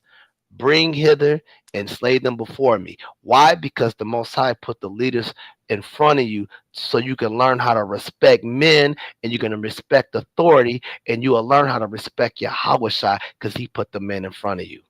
Other than that, I got nothing else to say. I just pray Israel, we repent and get ourselves right and be prepared for this wilderness and quit playing games. I'll land there. Ah, good lesson. All praise to the Most High. All praise to the Most High. Man, hey, I just want to say this. Shalom, everybody. Um, Definitely, I love being in Lions of Israel. I love our brothers and sisters. I love everything about LOI. Man, we're growing. We're prospering. Especially through the word. You know what I'm saying? Definitely want to give shout outs to priests, Elder Zahab. Want to shout out to the brothers that I deal with on Monday, which was going to be on Tuesday classes. Ara, Palaya. Pray definitely appreciate them brothers. You know what I'm saying? Appreciate the leadership that we have in LOI, right? Brothers and sisters. That's all who in LOI. And wherever camp you are from, appreciate your leaders, right? Because hey, I appreciate my leaders, right? You know what I'm saying? And to make it down to the line, you know, don't miss tomorrow. Is either priest Daniela bringing the class out or the brother Debak is bringing the lesson out for Saturday. But then you also got Sunday. Don't forget about Elder Karab class. This Tuesday, LOI Detroit, Salaki, LOI 8 p.m. Ara Palaya, myself, Micah Allah. We're going to be doing a sister class on Tuesday. Wednesday, don't forget Elder Zahabs. Thursday, don't forget about the brother Micah Allah. And also Friday, we back to Lions of Israel Detroit. So, hey, shout out to all those brothers that I named. And hey, appreciate you, Shamash Shawan, stepping in for me, brother, giving the brother Debak a break. Hey, and brothers that do teach, hey, let's give priests a break too. You know what I'm saying? Let's get out there on them Saturdays, give priests a break. We all need a break at times, right? So also on the ticker, look on the bottom, LOI Detroit. You can call us at 313-484-0829 or email us at loidetroit12@gmail.com if you got any questions. You can also visit the lionsofisrael.com and you can send a donation cash app with the $ LOI Detroit. And again, this is the week that we have our fun day. That this Sunday, give shout outs to all the sisters that made this happen, that put in the hard work and the effort, and the brothers that felt that was supporting it. That we was out there doing all the water drives with the sisters. That they raised enough money to get this event going. And the main thing is to build up the treasury so we can get a building. So, hey, support one another as we support back. Love y'all. Shalom. You got anything you got to say, Shamash, before we bust up? No, I just want to say good lesson out to you. What a powerful lesson. I want to say shouts out to our elders and all the elders out there that are bringing that word out to our people to wake our people up because nobody else want to do it. So we got to shout our elders out when we see them. Applaud them because they the ones I brought up to show the underlings, the young ones, how to do it now. So now we out here trying to show our people it's time to wake up. I appreciate every elder in Israel. Okay. All right. Well, for that, I say Shalom. All praise to the Most High. Love y'all, Israel. Keep up the good fight because we got this and we got next.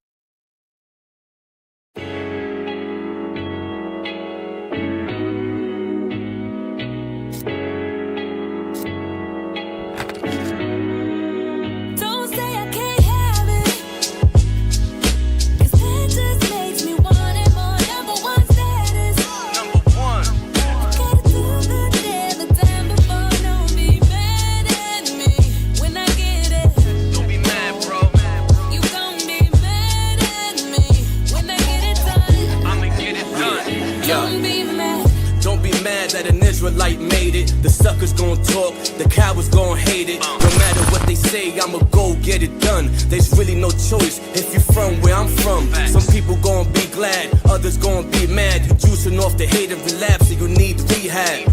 I could show you things, all you see is the rings. Don't get blinded by ice, my brother. Pick a lane, learn a skill that'll get you very well paid. Investing in trades like a monopoly game. All you need is your brain and be willing to change. You'll have obstacles in life, but don't look at it strange. Adapt to your environments, get well-rounded. In the laws of the Most High, stay well-grounded. Things happen and life goes on. Let the haters hate while you stay strong. Don't say I can't have it, 'cause that just makes me want it more. Number one status. Number one. I gotta do the day, the time before. Don't be mad at me when I get it. Don't be mad, bro. You gon' be mad at me when I get it done. I'ma get it done. Don't be mad. Do what you need to do, there's a king in you. But if talent don't work, it won't be useful. I remember the times of free school lunch. Whatever we didn't eat, moms took it for our brunch. Pops was working hard, now I know how it feels to have extra. He used to bring us meals on wheels. If you know, you know. Free things was a major help. That's why anytime I get, I always try to help. Those who are in need, who are know are sincere. It makes me feel good when they smiling from ear to ear. Let them be mad, I'm bearing my cross. All my failures was a lesson, never counted a loss.